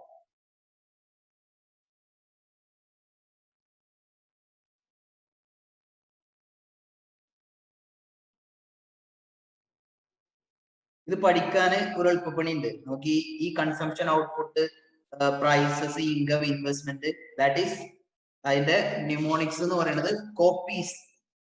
പക്ഷെ ഒറ്റ മാറ്റമുള്ളൂ, ഡബിൾ ഐ ഉണ്ട്. കോപ്പീസ്.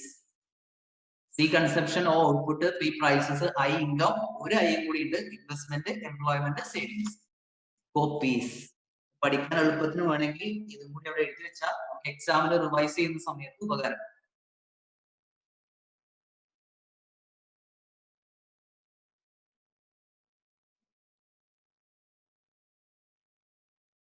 എഴുതി കഴിഞ്ഞ ഒന്ന് ചാറ്റിൽ പറയണേ. എല്ലായ്പ്പോഴും അങ്ങനെ ചെയ്യണേ, എന്നാലേ എനിക്ക് മനസ്സിലാവുള്ളൂ നിങ്ങൾ എഴുതിയോ ഇല്ലേ. ഒരു 2-3 ആൾ എഴുതി എന്ന് പറഞ്ഞാൽ എനിക്കൊരു ഐഡിയ കിട്ടും കഴിഞ്ഞോ ഇല്ലേ എന്നുള്ളത്. ഓക്കെ, എല്ലാവരും പറഞ്ഞു. Thank you. ശരി. ഇനി ഞാൻ തുടക്കത്തിൽ പറഞ്ഞിട്ടുണ്ടായിരുന്നു, നമ്മൾ എന്തിനാ ഒരു രാജ്യത്തിന്റെ നാഷണൽ ഇൻകം കാൽക്കുലേറ്റ് ചെയ്യുന്നത്? ആ കാൽക്കുലേറ്റ് ചെയ്യണോണ്ട് നമുക്ക് എന്താ ഗുണമുള്ളത്? ഒരു നാഷണൽ ഇൻകം, ഒരു രാജ്യത്തിന്റെ ഇൻകം ആ രാജ്യം കാൽക്കുലേറ്റ് ചെയ്യുന്നത് കൊണ്ട് എന്താണ് ആ രാജ്യത്തിനുള്ള ഗുണം? ഇങ്ങനെയാണ് ഒരു പരീക്ഷയ്ക്ക് ഒരു ക്വസ്റ്റ്യൻ വന്നത്. നമ്മൾ എങ്ങനെ ആൻസർ എഴുതും? ലോജിക്കലി നമ്മൾ ടെക്സ്റ്റ് ബുക്ക് ഒക്കെ കിടക്കട്ടെ, ലാംഗ്വേജ് ഒക്കെ കിടക്കട്ടെ, നമ്മൾ എന്ത് എഴുതും ആൻസർ? ഒന്ന് ഞാൻ പറഞ്ഞ എക്സാമ്പിൾ എന്ന് മനസ്സിലാവും, വേറൊരു രാജ്യവുമായിട്ട് നമുക്ക് എന്ത് ചെയ്യാം? കമ്പയർ ചെയ്യാം. ചെയ്തൂടെ? ചെയ്യാം. ഒരു പോയിന്റ് അത് എഴുതും. അതല്ലാത്തത് നമ്മൾ എന്തൊക്കെ പോയിന്റ് എഴുതും? ഞാൻ പറയാം. ചോദ്യം ഇതാണ്, യൂസ്ഫുൾനെസ് അല്ലെങ്കിൽ സിഗ്നിഫിക്കൻസ്, അതും അല്ലെങ്കിൽ എന്ത് പറയാം, ഇമ്പോർട്ടൻസ്. ഈ 3 രീതിയിലാണ് എന്ത് ചെയ്തിട്ടുള്ളത്? എക്സാമിന് ഇതേ ക്വസ്റ്റ്യൻ, സെയിം ക്വസ്റ്റ്യൻ വേറെ രീതിയിൽ ചോദിച്ചിട്ടുള്ളത്. Usefulness, significance, importance of national income. ഈ ക്വസ്റ്റ്യൻ ആണ് എക്സാമിന് നിങ്ങൾ കാണുന്നുണ്ടെങ്കിൽ നമ്മൾ ആലോചിക്കേണ്ടത് 8 പോയിന്റുകളാണ് ഉള്ളത്. ഇതിന്റെ ആൻസർ 8 പോയിന്റ് ആണ്. 3 മാർക്കിനാണ് ക്വസ്റ്റ്യൻ ഉണ്ടെങ്കിൽ നമ്മളൊരു 6 പോയിന്റെങ്കിലും എഴുതണം. 2 മാർക്കിനാണ് ഈ സെയിം ക്വസ്റ്റ്യൻ ചോദിച്ചെന്നുണ്ടെങ്കിൽ 4 5 പോയിന്റ് എഴുതിയാൽ മതി. പക്ഷെ നമുക്ക് ഈ 8 പോയിന്റും കാണാപ്പാടം പഠിക്കാതെ തന്നെ നമുക്ക് മനസ്സിലാക്കാം. അപ്പൊ ഞാൻ ഈ ചോദിച്ച പോലെ കമ്പയർ ചെയ്യാൻ പറ്റും എന്നുള്ളത് നമുക്ക് മനസ്സിലായി. അതല്ലാതെ ഞാൻ ഓരോ പോയിന്റ്സും എഴുതാം, നിങ്ങൾക്ക് റിലേറ്റ് ചെയ്യാൻ പറ്റുന്നുണ്ടോ എന്ന് നോക്കാം. അതായത് എന്തിനാണ് ഒരു രാജ്യം നാഷണൽ ഇൻകം? ഇപ്പൊ ഞാൻ ഇന്ത്യ ഇൻകം കാൽക്കുലേറ്റ് ചെയ്യണത് എന്തിനാ? ഞാനിപ്പോ ഇന്ത്യ ഇൻകം ഒരു വർഷത്തിൽ, കാരണം ഒരുപാട് വരുമാനം കിട്ടുന്നു, നമ്മൾ അതേപോലെ ചെലവാക്കുന്നു, അതുകൊണ്ട് കാര്യമുണ്ടോ? ഇല്ല. ഇതിന്റെ അടുത്ത് കണക്ക് വേണ്ടേ? എനിക്ക് ഇത്ര രൂപ ഒരു വർഷം വരുമാനമുണ്ട്, അതിൽ ഇത്ര രൂപ ചെലവാകുന്നുണ്ട്, അതിൽ ഇത്ര രൂപ ഞാൻ മാറ്റി വെച്ചിട്ടുണ്ട്. അപ്പൊ നമ്മൾ അങ്ങനെ കണക്ക് കൂട്ടുന്നത് എന്തിനാ? എനിക്കൊരു ഐഡിയ ഉണ്ടാവും എനിക്ക് എത്രയാണ് ചെലവ്, ഇതിന്റെ ഇൻകത്തിന്റെ ലെവൽ എന്താണ്, ഒരു വർഷം എനിക്ക് എത്രയാണ് വരുമാനം കിട്ടുന്നത്, അടുത്ത വർഷമാകുമ്പോൾ അത് കൂടുന്നുണ്ടോ അതോ കഴിഞ്ഞ വർഷത്തിലേറെ കുറഞ്ഞേക്കാണോ, ഇതൊക്കെ അറിയണമെങ്കിൽ ഇൻകം കാൽക്കുലേറ്റ് ചെയ്യണ്ടേ? ഇതൊരു മനുഷ്യന്റെ കാര്യം എങ്ങനെയാണെങ്കിൽ ഒരു രാജ്യത്തിന്റെ കാര്യം ഇതേപോലെ തന്നെയാവില്ലേ? അതായത് ആ രാജ്യത്തിന്റെ ഇൻകം ലെവൽ എത്രയാണ്, ഇൻകത്തിന്റെ ലെവല് അത് കൂടുന്നുണ്ടോ, ലെവല് കുറയുകയാണോ? അപ്പൊ നമ്മൾ ക്ലാസ് ഡിസ്കസ് ചെയ്ത സമയത്ത് പറഞ്ഞിട്ടുണ്ടായിരുന്നത്, മുമ്പുള്ള ഗവൺമെന്റിനെ വെച്ച് കമ്പയർ ചെയ്യണമെങ്കിൽ നമുക്ക് നാഷണൽ ഇൻകം നോക്കിയാൽ മതി. അപ്പോ ഈ അടുത്ത് കഴിഞ്ഞ ഈ ഇലക്ഷന്റെ തൊട്ട് മുമ്പ് BJP ഗവൺമെന്റ് കേന്ദ്രത്തില് അവരെന്നെ ആയിരുന്നല്ലോ, ആ സമയത്ത് അവർ പറഞ്ഞിട്ടുണ്ടായിരുന്നു GDP ഇത്ര ഇൻക്രീസ് ചെയ്തിട്ടുണ്ട്. മൻമോഹൻ സിംഗ് ഭരിച്ചിരുന്ന കോൺഗ്രസിന്റെ സമയത്ത് ഇതിലേറെ കൂടിയിട്ടുണ്ട് എന്നൊക്കെ പറഞ്ഞ് നമ്മൾ വാർത്തകൾ കണ്ടതാണ്. അപ്പൊ ഇത് അവരിത് പറയുന്നതിന് അവർക്ക് എന്ത് ഉപയോഗിക്കുന്നുണ്ട്? അവർ നാഷണൽ ഇൻകത്തിന്റെ കൺസെപ്റ്റ് ഉപയോഗിക്കുന്നുണ്ട്. ഈ GDP എന്ന് പറഞ്ഞ കൺസെപ്റ്റ് ഏതിന്റെ അണ്ടറിൽ വരുന്നതാ? നാഷണൽ ഇൻകത്തിന്റെ അണ്ടറിൽ വരുന്നത്. അപ്പൊ ഞാൻ ഓരോ പോയിന്റ്സ് പറയാം. 8 പോയിന്റുകളാണ് നമ്മൾ പഠിക്കേണ്ടത്. എക്സാമിന് ഇതിൽ ഏതെങ്കിലും 5 6 പോയിന്റ് നമ്മൾ എഴുതണം. അപ്പൊ ഓരോന്നും ഞാൻ പറയാം, അത് നമുക്ക് ഡിസ്കസ് ചെയ്ത് പോവാം. ഒന്നാമത്തെ point, the level of national income. Level of national income.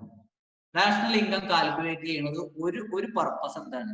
National ഇൻകത്തിന്റെ level അറിയാൻ വേണ്ടിയിട്ട്. നമ്മൾ പറഞ്ഞല്ലോ കൂടുകയാണോ കുറയാണോ എന്നുള്ള സംഗതി.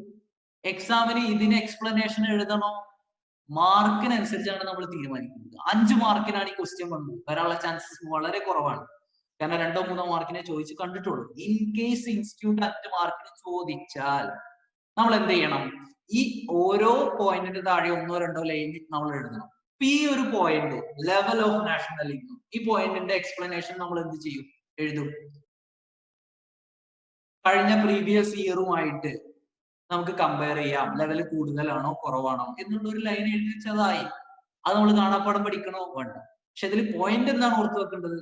ഒന്നാമത്തെ point, level of national income അറിയാൻ പറ്റും നാഷണൽ ഇൻകം കമ്പ്യൂട്ട് ചെയ്യുന്ന സമയം. ഓക്കെ. 2, ഡിസ്ട്രിബ്യൂഷൻ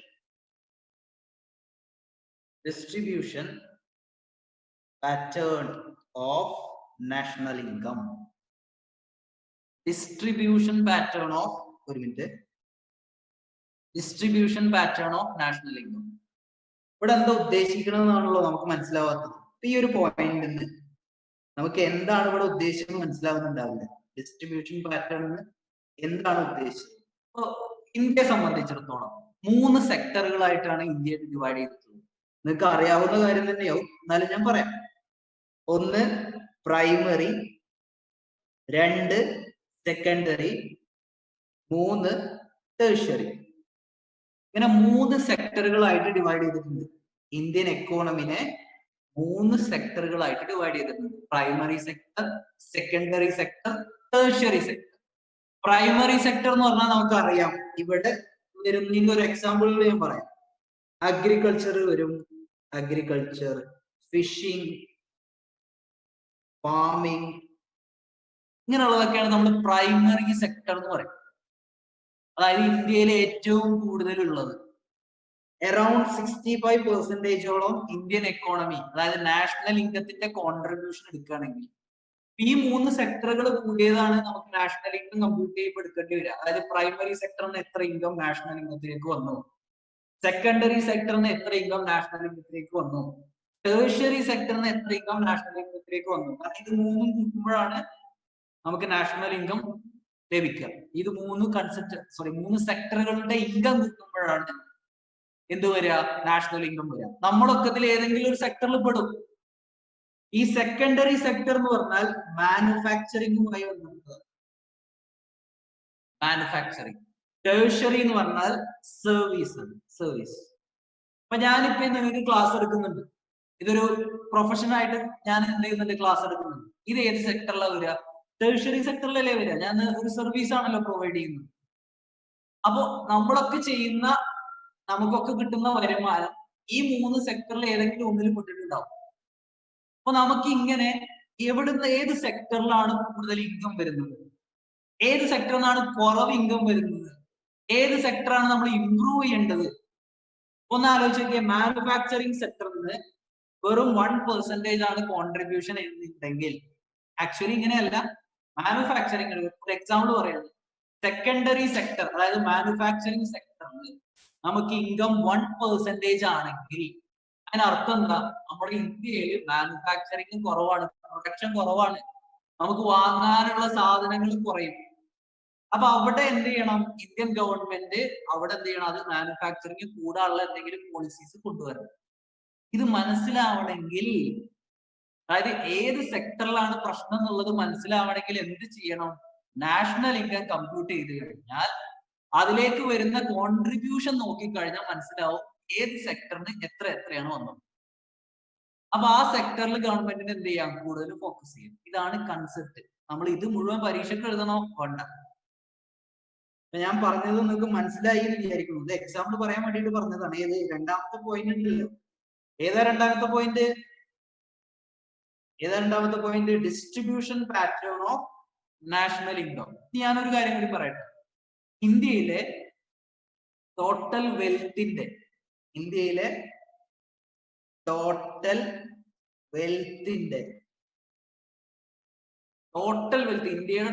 വെൽത്ത്, അതിന്റെ 70%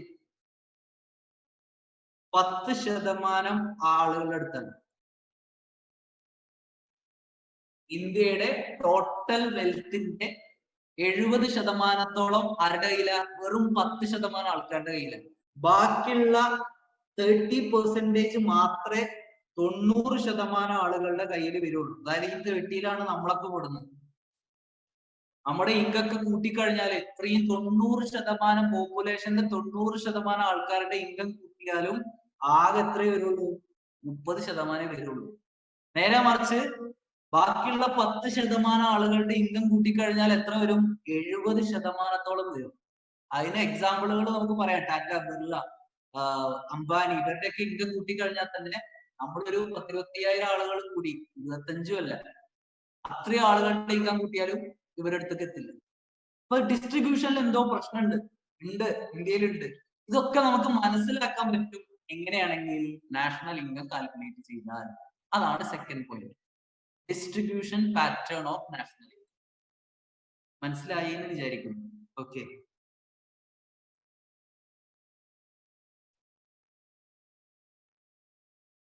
ഇനി നെക്സ്റ്റ് പോയിന്റ്, മൂന്നാമത്തെ point, third point, economic welfare. Economic welfare. ഇതിനിപ്പോ വേറെ പറയണ്ടല്ലോ, ഞാൻ പറഞ്ഞ എക്സാമ്പിളുമായി ബന്ധപ്പെട്ട സംഗതിയാണ്. കാരണം ഒരു രാജ്യത്തിന്റെ എക്കണോമിക് വെൽഫെയർ അറിയാൻ എന്ത് നോക്കിയാൽ മതി? ആ രാജ്യത്തിന്റെ നാഷണൽ ഇൻകം നോക്കിയാൽ മതി. നമുക്കറിയാം നമ്മളിലേറെ വെൽഫെയർ ഉണ്ട് എവിടെ? അമേരിക്കയിൽ. കാരണം അവരുടെ നാഷണൽ ഇൻകം നമ്മളിങ്ങാട്ടിലും കൂടുതലാണ്. GDP വെച്ച് കമ്പയർ ചെയ്യുമ്പോൾ GDP നമ്മളിലേറെ കൂടുതലാണ്. നമ്മൾ 6th പൊസിഷനിലാണ് ഇന്ത്യ, 6ാമത്തെ പൊസിഷനിലാണ് ഇന്ത്യ. ഇപ്പൊ എക്കണോമിക് വെൽഫെയർ അറിയാൻ വേണ്ടിയിട്ട് എന്ത് ഉപയോഗിക്കാം? നാഷണൽ ഇൻകം ഉപയോഗിക്കാം. ഫോർത്ത് നമ്മൾ ഡിസ്കസ് ചെയ്യുന്ന സംഗതിയാണ് national income in terms of different sectors. ഇപ്പൊ നമ്മൾ ഡിസ്കസ് ചെയ്ത സംഗതിയാണ്. എക്സ്പ്ലനേഷൻ എന്താ എഴുതും? ഇന്ത്യയിൽ 3 സെക്ടർ ഉണ്ട്. പ്രൈമറി സെക്ടർ ഉണ്ട്, സെക്കൻഡറി സെക്ടർ ഉണ്ട്, ടേഴ്സറി സെക്ടർ ഉണ്ട്.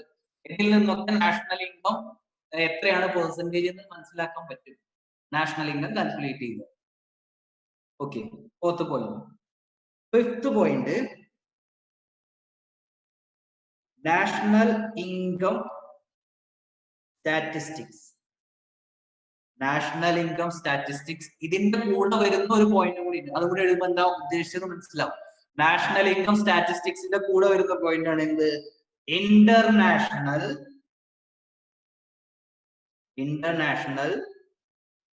Comparison of national income. ഇത് വെച്ചിട്ടാണല്ലോ നമ്മൾ ചാപ്റ്ററിന് തുടക്കത്തിലേ പറഞ്ഞു തുടങ്ങിയത്. 2 രാജ്യങ്ങൾ തമ്മിൽ കമ്പയർ ചെയ്യാൻ വേണ്ടിയിട്ട് നാഷണൽ ഇൻകം ഉപയോഗിക്കും. ആ പോയിന്റ് ആണ്. നാഷണൽ ഇൻകത്തിന്റെ നമ്മുടെ ഇന്ത്യയുടെ സ്റ്റാറ്റിസ്റ്റിക്സ് വെച്ചിട്ട് ഒരു 5 വർഷത്തെ ഡാറ്റ, അതാണല്ലോ സ്റ്റാറ്റിസ്റ്റിക്സ് കൊണ്ട് ഉദ്ദേശിക്കുന്നത്. 5 വർഷത്തെ ഇന്ത്യയുടെ ഡാറ്റ, നാഷണൽ ഇൻകത്തിന്റെ ലെവൽ കൂടുകയാണോ കുറയാണോ, കോൺസ്റ്റന്റ് ആണോ. അതേപോലെ 5 വർഷത്തെ അമേരിക്കന്റെ ഡാറ്റ, നാഷണൽ ഇൻകത്തിന്റെ കൂടുകയാണോ കുറയാണോ, കോൺസ്റ്റന്റ് ആണോ. ഇത് വെച്ച് നോക്കുമ്പോഴാണ് നമുക്ക് എന്ത് ചെയ്യാൻ പറ്റുക? കമ്പയർ ചെയ്യാൻ. അപ്പൊ അതിന് വേണ്ടിയിട്ട് എന്ത് ഉപയോഗിക്കാം? നാഷണൽ ഇൻകം ഉപയോഗിക്കാം. 6th പോയിന്റ്, policies for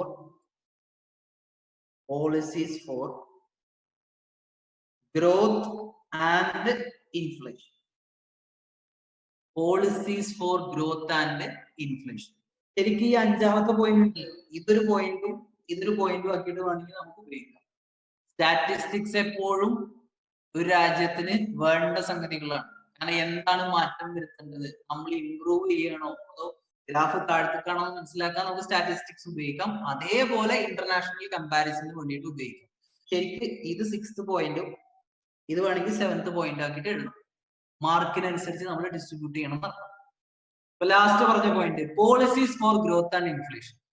അതായത് നാഷണൽ ഇൻകം നോക്കിക്കഴിഞ്ഞാൽ നമുക്ക് മനസ്സിലാവും എന്ത് ഗ്രോത്ത് ആണോ അതോ ഗ്രാഫ് താഴത്തേക്കാണോ, ഇൻഫ്ലേഷൻ ഉണ്ടോ ഡീഫ്ലേഷൻ ആണോ.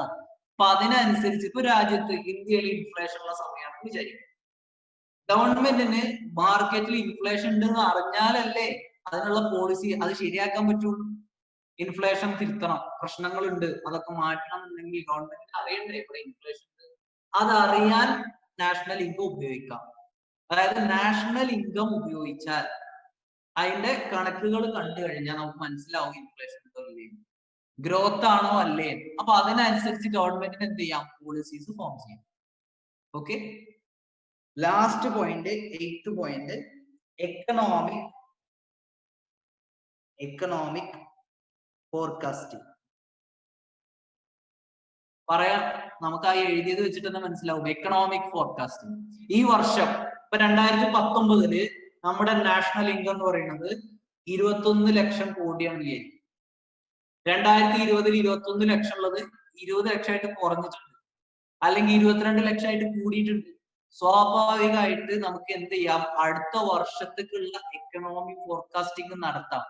കാരണം നാഷണൽ ഇൻകം കുറഞ്ഞ കേസാണ്, നമ്മൾ പോളിസീസിൽ മാറ്റം വരുത്തണം. എന്നാൽ അടുത്ത വർഷത്തിലേറെ കൂടാം.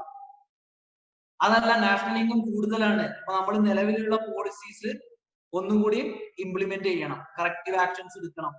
ഇതൊക്കെ ചെയ്യും. ഓക്കെ ആണോ? അപ്പൊ നിങ്ങൾ ഓർത്തു വെക്കേണ്ടത് എക്സാമിന് യൂസ്ഫുൾനെസ്, സിഗ്നിഫിക്കൻസ്, ഇമ്പോർട്ടൻസ്, ഇതിൽ ഏതെങ്കിലും ഒന്നിന് നാഷണൽ ഇൻകത്തിന്റെ ക്വസ്റ്റ്യൻ വന്നാൽ അറ്റ്ലീസ്റ്റ് ഇതിൽ നിന്നൊരു 5 or 6 പോയിന്റെങ്കിലും നമ്മൾ എഴുതണം. കാണാപ്പാടം പഠിക്കണോ വേണ്ട, നമുക്ക് ആലോചിച്ചാൽ തന്നെ കിട്ടും. ഓക്കെ, ഫസ്റ്റ് പോയിന്റ് എന്താ? Level of national income. 2 distribution pattern of national income, 3 economic welfare, 4 national income in terms of different sectors, 5 national income statistics. അത് പിന്നെ നമ്മൾ ഉപയോഗിക്കുന്നത് international comparison. 7th point policies for growth and inflation, and the last point economic. ഇത്രയും ഭാഗങ്ങളൊന്നും എഴുതിയിട്ടില്ല. Question ആണ്. എഴുതുന്ന സമയത്ത് ക്വസ്റ്റ്യന്റെ heading ആയിട്ട് തന്നെ എഴുതണം. Usefulness, significance, importance of national income, question mark, ആൻസറിൽ പോയിന്റ് ആയിട്ട് എഴുതും. നമ്പർ ഇട്ട് എഴുതണേ, 1, 2, 3. അപ്പൊ നമ്മൾ റിവിഷൻ ചെയ്യുന്ന സമയത്ത് നമുക്ക് ഓർമ്മ ഉണ്ടാവും 8 പോയിന്റ് ഉണ്ടായിരുന്നു. ബുള്ളറ്റ് പോയിന്റ് ആണെങ്കിൽ നമുക്ക് അറിയില്ല എത്ര പോയിന്റ് ഉണ്ടായിരുന്നു, മിസ് ചെയ്തോ നമുക്ക് അറിയില്ല എഴുതുന്ന സമയത്ത്. നേരെ മറിച്ച് എക്സാമിന് നമ്പർ ഇട്ട് എഴുതിയിട്ടുണ്ടെങ്കിൽ നമുക്ക് അപ്പൊ ഓർമ്മ വരും, 8 പോയിന്റ് ഉണ്ടായിരുന്നു, ഞാൻ 5 എഴുതിയിട്ടുള്ളൂ, 1, 2 പോയിന്റ് കൂടി ആലോചിച്ചാൽ കിട്ടുമെന്ന് തോന്നും. ഓക്കെ, ഒന്ന് എഴുതിയെടുക്കണേ.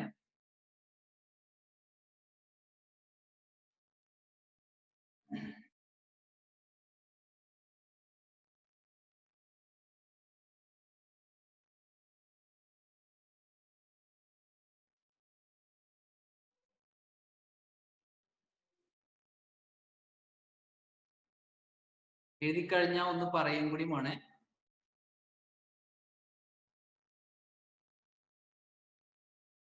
എഴുതി കഴിഞ്ഞൊന്ന് പറഞ്ഞാൽ നമുക്ക് അടുത്ത ഭാഗം നോക്കാം. ഓക്കെ, ഭീഷ്മ, ഹർഷദ, ആന്ധ്ര, റംസാന, ആനന്ദ്, ഓക്കെ, ശരി ശരി, എഴുതി. ഓക്കെ,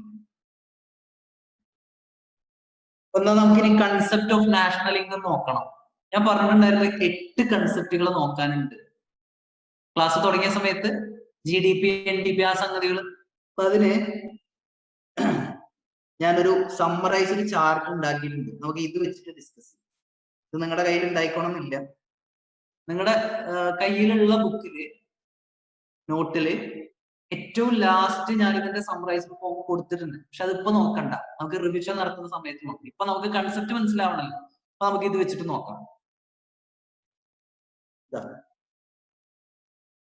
ഇത്രയും കൺസെപ്റ്റുകൾ, ഇതാണ് ആ 8 കൺസെപ്റ്റ് നമുക്ക് പഠിക്കാൻ. ഓക്കെ,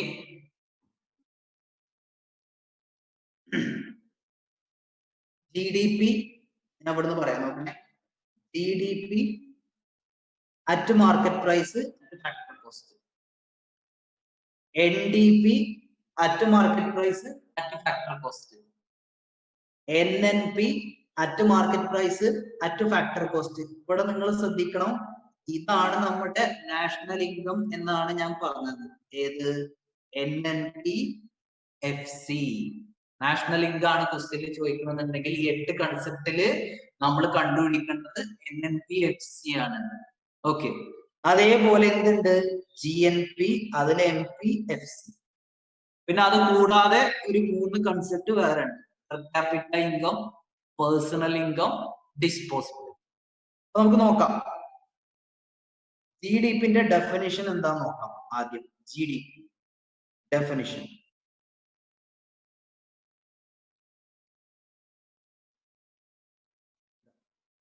ഇത്രയും ഭാഗങ്ങൾ നമ്മൾ ഡിസ്കസ് ചെയ്ത് കഴിഞ്ഞാൽ GDPന്റെ പ്രശ്നം തീരും. Gross domestic product. Gross domestic product ഞാൻ വായിക്കാം, എന്നിട്ട് നമുക്ക് ഡിസ്കസ് ചെയ്യാം. സ്ക്രീനിലേക്ക് നോക്കണേ, ഞാൻ വായിക്കാം, എന്നിട്ട് നമുക്ക് ഡിസ്കസ് ചെയ്യാം. അപ്പൊ first, GDP refers to the value of goods and services produced in a country. Gross domestic market price, value of final goods, ഇത്രയും സംഗതികൾ. ഇപ്പൊ GDP പറയുന്ന സമയത്ത് ഞാൻ കുറച്ച് എക്സാമ്പിളുകൾ പറയാം നിങ്ങൾക്ക് മനസ്സിലാവാൻ വേണ്ടി. ഓക്കെ, അപ്പൊ ആദ്യം നമ്മൾ മനസ്സിലാക്കേണ്ടത് എന്താണ് ഈ GDP MP. ഇത് വെച്ചിട്ടാണ് നമ്മുടെ എല്ലാ കൺസെപ്റ്റും തുടങ്ങുന്നത്. ആ 8 കൺസെപ്റ്റുകളും തുടങ്ങുന്നത് gross domestic product at market price എന്ന് പറഞ്ഞ GDP MP എന്ന് പറഞ്ഞ ഈ കൺസെപ്റ്റ്. Gross domestic product. ഇതിൽ നമുക്കറിയാം G എന്ന് പറഞ്ഞാൽ ഗ്രോസ് ആണ്. ഗ്രോസ് D എന്ന് പറഞ്ഞാൽ ഡൊമസ്റ്റിക്, P എന്ന് പറഞ്ഞാൽ പ്രോഡക്റ്റ്, MP എന്ന് പറഞ്ഞാൽ മാർക്കറ്റ് പ്രൈസ്. ഇത്രയാണ് ഇതിൽ കാര്യമായിട്ട് നോക്കാനുള്ളത്. പക്ഷെ ഈ ഓരോ പോയിന്റിനും എന്തുണ്ട്? എക്സ്പ്ലനേഷൻ. എന്താണ് ഗ്രോസ്? ഫസ്റ്റ് ഐറ്റം, എന്താണ് ഗ്രോസ് എന്നുകൊണ്ട് ഉദ്ദേശിക്കുന്നത്? വിത്തൗട്ട്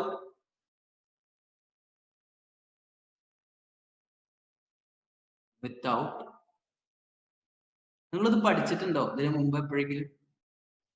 എത്ര ആളുകൾ ഇത് ഈ ഒരു ചാപ്റ്റർ പഠിച്ചിട്ടുണ്ട്? പ്ലസ് ടുവിലോ എപ്പോഴെങ്കിലും GDP-യുമായി ബന്ധപ്പെട്ട സംഗതികളോ ഒന്ന് പറയും. എത്ര ആളുകൾ ഈ സംഗതികൾ പഠിച്ചിട്ടുണ്ട്? 2 പേര് ഹാൻഡ് റൈസ് ചെയ്തു. 3 ആളായി, 4 ആയി, 6, 11 ആള്. ഓക്കെ ഓക്കെ, ഏറെക്കുറെ ഐഡിയ ഉണ്ട് എല്ലാവർക്കും.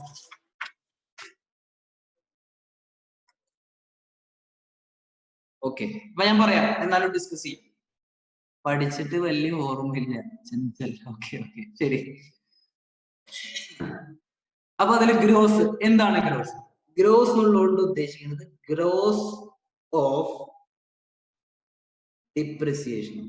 ഗ്രോസ് ഓഫ് ഡിപ്രിസിയേഷൻ അതായത് GDP എന്ന് പറഞ്ഞ സംഗതിയില് നമ്മൾ കാൽക്കുലേറ്റ് ചെയ്യുന്ന സമയത്ത് ഡിപ്രിസിയേഷൻ കൺസിഡർ ചെയ്യാതെ, അതായത് ഡിപ്രിസിയേഷൻ അടക്കമാണ് GDP കണ്ടുപിടിക്കുന്നത്. GDP എന്ന് പറഞ്ഞ കൺസെപ്റ്റില് ഗ്രോസ് എന്നുള്ളതുകൊണ്ട് ഉദ്ദേശിക്കുന്നത് ഗ്രോസ് ഓഫ് ഡിപ്രിസിയേഷൻ ആണ്. ഇത് ചെയ്യാനുള്ള കാരണം മറ്റുള്ള രാജ്യങ്ങളില് ഡിപ്രിസിയേഷൻ കാൽക്കുലേറ്റ് ചെയ്യുന്ന പോലെ ആവില്ല ചിലപ്പോൾ നമ്മുടെ രാജ്യത്ത് കാൽക്കുലേറ്റ് ചെയ്യും. അപ്പൊ നമ്മൾ GDP ആണ് കാണുന്നതെന്നുണ്ടെങ്കിൽ, GDP ആണെങ്കിൽ, G ഫസ്റ്റ് ലെറ്റർ G ആണെങ്കിൽ, ഗ്രോസ് ആണെങ്കിൽ ഗ്രോസ് അത് ഗ്രോസ് ഓഫ് ഡിപ്രിസിയേഷൻ ആണ്. ഡിപ്രിസിയേഷൻ അടക്കമുള്ളതാണ്. ഒന്ന്. ഡൊമസ്റ്റിക് എന്നുള്ളതുകൊണ്ട് ഉദ്ദേശിക്കുന്നത് domestic produced within domestic territory. Produced within domestic territory. ഇതിനൊക്കെ ഞാൻ എക്സാമ്പിൾ പറഞ്ഞത്. അപ്പൊ നിങ്ങൾ മനസ്സിലാക്കേണ്ടത്, ഡൊമസ്റ്റിക് എന്ന് പറഞ്ഞാൽ ഇന്ത്യയുടെ ടെറിട്ടറിക്കുള്ളിൽ പ്രൊഡ്യൂസ് ചെയ്ത പ്രോഡക്റ്റ്. ഡൊമസ്റ്റിക് എന്നുള്ളതുകൊണ്ട് ഉദ്ദേശിക്കുന്നത് produced within domestic territory of India. ഇന്ത്യയുടെ ബോർഡറിനുള്ളിൽ എന്നാണ് ഡൊമസ്റ്റിക് കൊണ്ട് ഉദ്ദേശിച്ചത്. പ്രോഡക്റ്റ് എന്ന് പറഞ്ഞാൽ ഫൈനൽ ഗുഡ്സ് ആണ്. ഗുഡ്സ് മാത്രമല്ല, ഫൈനൽ ഗുഡ്സ് ആൻഡ് സർവീസസ്. അതിനർത്ഥം ഇവിടെ എന്തില്ല? ഇന്റർമീഡിയറ്റ് ഗുഡ്സുകൾ കൺസിഡർ ചെയ്യുന്നില്ല എന്നാണ് അർത്ഥം. ഇതിനൊക്കെ ഞാൻ എക്സാമ്പിൾ പറഞ്ഞത്. പിന്നെ MP എന്ന് പറഞ്ഞാൽ മാർക്കറ്റ് പ്രൈസിലാണ് എടുക്കുന്നത്. ഞാൻ എക്സാമ്പിളുകൾ പറയാം ഓരോന്നിനും. For example, mister X Indian citizen ആണ്. ആളുള്ളത് ഇന്ത്യയിലാണ്. മിസ്റ്റർ എക്സ് ഇന്ത്യൻ സിറ്റിസൺ ആണ്. ആളിപ്പുള്ളത് എവിടെയാ? ഇന്ത്യയിലാണ്. അയാള് 5 ലക്ഷം രൂപയാണ് അയാളുടെ ടോട്ടൽ കോൺട്രിബ്യൂഷൻ. നാഷണൽ ഇൻകത്തേക്കുള്ള അയാളുടെ ടോട്ടൽ, അയാളുടെ ഇൻകം എന്ന് പറയുന്നത് 5 ലക്ഷം രൂപ. മിസ്റ്റർ വൈ ഒരു ഫോറിൻ സിറ്റിസൺ ആണ്. ആളുള്ളത് ഇന്ത്യയിലാണ്. അയാളുടെ ഇൻകം എന്ന് പറയുന്നത് 6 ലക്ഷം രൂപ. ഓക്കെ ആണല്ലോ. അതേപോലെ മിസ്റ്റർ സെഡ് ഇന്ത്യൻ സിറ്റിസൺ ആണ്. ആളിപ്പുള്ളത് USA-ലാണ്. ഇൻകം എന്ന് പറയുന്നത് 2 ലക്ഷം രൂപ. ഈ 3 സിറ്റുവേഷനിൽ ഈ 3 സിറ്റുവേഷനിൽ GDP കാൽക്കുലേറ്റ് ചെയ്യുമ്പോൾ ഏതൊക്കെയാണ് നമ്മൾ ഉൾപ്പെടുത്തുക? ഇതാണ് ചോദ്യം. ഈ സിറ്റുവേഷനിൽ ഞാൻ പറയാം, ആൻസർ ഞാൻ പറയാം. നമ്മുടെ ഡെഫിനിഷൻ പ്രകാരം ഗ്രോസ് ഡൊമസ്റ്റിക് പ്രൊഡക്റ്റ് ആണ്. ഇതിലിപ്പോ നമുക്ക് ഗ്രോസ് ആണോ എന്നുള്ള സംശയം വരാൻ ഡിപ്രിസിയേഷൻ തരാത്തതുകൊണ്ട് ഗ്രോസുമായി ബന്ധപ്പെട്ടല്ല ഈ സിറ്റുവേഷൻ വന്നിട്ടുള്ളത്, ഡൊമസ്റ്റിക്കുമായി ബന്ധപ്പെട്ടിട്ടുള്ളത്. ഡൊമസ്റ്റിക് നമ്മൾ പറഞ്ഞു within the domestic territory of India produce ചെയ്താൽ അത് GDP-യിൽ വരണം. എങ്ങനെ? ഡൊമസ്റ്റിക് എന്നുകൊണ്ട് ഉദ്ദേശിക്കുന്നത് GDP കാൽക്കുലേറ്റ് ചെയ്യുന്ന സമയത്തെ ഡൊമസ്റ്റിക് എന്നുള്ളതുകൊണ്ട് ഉദ്ദേശിക്കുന്നത് ഇന്ത്യയുടെ ബോർഡറിന്റെ ഉള്ളിൽ വന്നാൽ, ഇന്ത്യൻ ടെറിട്ടറിന്റെ ഉള്ളിൽ വന്നാൽ അത് GDP-യിൽ ആഡ് ചെയ്യണം എന്നാണ് നമ്മൾ പറഞ്ഞത്. ഈ കേസിൽ മിസ്റ്റർ എക്സ് നോക്കി, ഇന്ത്യൻ സിറ്റിസൺ ആണ്, ഇന്ത്യയിലാണ്, 5 ലക്ഷമാണ് ഇൻകം. ഇത് വരുമോ? വരും. കാരണം ഇത് ഇൻ ഇന്ത്യയാണ് അയാളുടെ ഇൻകം. ഇൻ ഇന്ത്യ സ്വാഭാവികമായിട്ട് ഡൊമസ്റ്റിക് ടെറിട്ടറിന്റെ ഉള്ളിലാണ്. അപ്പോ ഡി ഡൊമസ്റ്റിക് ആയതുകൊണ്ട് GDP-യിൽ വരും. ഓക്കെ ആണല്ലോ. ഇനി സെക്കൻഡ് സിറ്റുവേഷനിൽ മിസ്റ്റർ വൈ ഫോറിൻ സിറ്റിസൺ ആണ്, പക്ഷെ ആളുള്ളത് എവിടെയാ? ഇന്ത്യയിലാണ്. ഇൻകം എത്രയാ? 6 ലക്ഷം. ഇതും എന്ത് ചെയ്യും? GDP-യിൽ വരും. കാരണം നമ്മുടെ സിറ്റിസൺഷിപ്പ് നാഷണാലിറ്റി അല്ല GDP നോക്കുമ്പോൾ കൺസിഡർ ചെയ്യുന്നത്. GDP നോക്കുന്ന സമയത്ത് നമ്മൾ ആകെ കൺസിഡർ ചെയ്യുന്നത് ഇൻ ഇന്ത്യ എന്നുള്ള കൺസെപ്റ്റ്. ഇൻ ഇന്ത്യ, ഇന്ത്യയിലാണോ? ഫോർ എക്സാമ്പിൾ, ഫേസ്ബുക്ക് ഇന്ത്യയിൽ അവരുടെ ഒരു കമ്പനി, ഒരു ഡാറ്റാബേസ് തുടങ്ങി. So one doubt, the income earned only from India is domestic product. There is nautical miles included. എനിക്ക് മനസ്സിലായില്ല എന്താ ഉദ്ദേശം. ഓക്കെ ഓക്കെ, ഞാൻ പറയാം. ഇത് കൺസെപ്റ്റ് പറയുമ്പോൾ ക്ലിയർ ആവും. ഓക്കെ, GDP എന്നുള്ള കൺസെപ്റ്റ് നമ്മൾ പറയുന്ന സമയത്ത് ആകെ നമ്മൾ ചിന്തിക്കേണ്ടത് എന്താണ്? ഇന്ത്യക്കകത്താണോ, ഇന്ത്യൻ ടെറിട്ടറിക്കകത്താണോ എന്ന് മാത്രമാണ് നോക്കുന്നത്. അതായത് ഇപ്പൊ ഞാൻ പറഞ്ഞ എക്സാമ്പിളിൽ ഫേസ്ബുക്ക് ഒരു ഡാറ്റാബേസ് ഇന്ത്യയിൽ തുടങ്ങി. ഫേസ്ബുക്ക് ഇന്ത്യക്ക് പുറത്തുള്ള കമ്പനിയാണല്ലോ, പക്ഷെ അവർ ഡാറ്റാബേസ് തുടങ്ങിയത് ഇന്ത്യയിലല്ലേ. അപ്പൊ ഇന്ത്യ എന്നുള്ള ഇൻകം നമ്മുടെ GDP-യിലാണ് വരിക. കാരണം GDP എന്നുള്ള കൺസെപ്റ്റ് നോക്കുന്നത് സിറ്റിസൺഷിപ്പ്, നാഷണാലിറ്റി അല്ല, ബൗണ്ടറി ആണ്. അതായത് ഇന്ത്യയിലാണോ എന്ന് മാത്രമാണ് നോക്കുന്നത്. അപ്പൊ രണ്ടാമത്തെ കേസിൽ നോക്കിയ ആള് ഫോറിൻ നാഷണൽ ആണ്, പക്ഷെ ഇൻ ഇന്ത്യയിലാണ് അയാൾ വർക്ക് ചെയ്യുന്നത്, അതുകൊണ്ട് GDP-യിൽ വരും. കാരണം നമ്മൾ നോക്കുന്നത് എന്താ? ഇൻ ഇന്ത്യ എന്നുള്ള കൺസെപ്റ്റ് മാത്രമാണ്. ഓക്കെ ആണോ? ഇനി അതേപോലെ മൂന്നാമത്തെ സിറ്റുവേഷനിൽ മിസ്റ്റർ സെഡ് ഇന്ത്യൻ സിറ്റിസൺ ആണ്, പക്ഷെ ആള് ഇൻകം 2 ലക്ഷം ഉണ്ട്. പക്ഷെ ആ ഇൻകം എവിടുന്ന കിട്ടുന്നത്? USA-ലാണ് ആളിപ്പോ ഉള്ളത്. അപ്പൊ അത് GDP-യിൽ വരുമോ? വരില്ല. ഇന്ത്യൻ നാഷണൽ ആണെങ്കിൽ കൂടി വരില്ല. കാരണം എന്താ? ഡൊമസ്റ്റിക് ടെറിട്ടറിയിൽ അല്ല, ഇൻ ഇന്ത്യ അല്ല. ഓക്കെ ആണോ? അപ്പൊ GDP ഗ്രോസ് ഡൊമസ്റ്റിക് പ്രൊഡക്റ്റ്, നമ്മൾ അവിടെ ശ്രദ്ധിക്കേണ്ടത് ഗ്രോസ് എന്ന് പറഞ്ഞാൽ ഗ്രോസ് ഓഫ് ഡിപ്രിസിയേഷൻ ആണ്. ഡി എന്ന് പറഞ്ഞാൽ ഡൊമസ്റ്റിക് ആണ്. അതിനർത്ഥം ഇൻ ഇന്ത്യ ആണ്. ഇന്ത്യക്കാരനാവണം എന്നില്ല, ഇൻ ഇന്ത്യ ആയാൽ മതി. In India. ഇനി ഇന്ത്യക്കാരനാണെങ്കിലും GDP-യിൽ വരൂല, ഇന്ത്യക്ക് പുറത്താണെങ്കിൽ. അപ്പൊ അവിടെ ഇമ്പോർട്ടന്റ് ഇൻ ഇന്ത്യ. ഓക്കെ ആണോ? കൺസെപ്റ്റ് മനസ്സിലായിട്ടുണ്ടോ? ഉണ്ടെങ്കിൽ ഒന്ന് പറഞ്ഞേ. പറഞ്ഞു.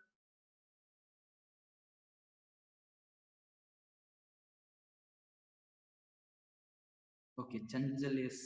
കൺസെപ്റ്റ് മനസ്സിലായവരൊന്ന് പറഞ്ഞേ. ഓക്കെ. കാരണം അത് ബാക്കിയുള്ള കൺസെപ്റ്റുകൾ നമ്മൾ പറയുന്ന സമയത്ത് ഇതുമായിട്ട് കണക്ട് ചെയ്തിട്ടാണ് നമ്മൾ പോവാ. കാരണം ഇത് മനസ്സിലായിട്ടുണ്ടെങ്കിൽ ബാക്കി പറയുന്നത് മനസ്സിലാവില്ല. ഓക്കെ, അമീറ ഭാരത്. ഓക്കെ, ശരി ശരി. അപ്പൊ നമ്മൾ ജി ഡിസ്കസ് ചെയ്തു, ഡി ഡിസ്കസ് ചെയ്തു. ഇനി പി ഡിസ്കസ് ചെയ്യാണ്. GDP-യിലെ പി എന്ന് പറഞ്ഞാൽ ഫൈനൽ ഗുഡ്സ് ആൻഡ് സർവീസസ് ആണ് എന്നാണ് ഞാൻ പറഞ്ഞത്. അതിനർത്ഥം ഇന്റർമീഡിയറ്റ് ഗുഡ്സ് വരില്ല എന്നർത്ഥം. ഫോർ എക്സാമ്പിൾ പറയാം, മനസ്സിലാൻ വേണ്ടിട്ട് പറയാം. എക്സാമ്പിൾ,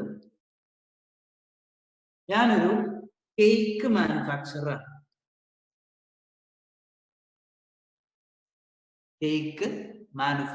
ആണ്. ഞാൻ ഈ കേക്ക് ഉണ്ടാക്കാൻ വേണ്ടിയിട്ട് എഗ്സ് പർച്ചേസ്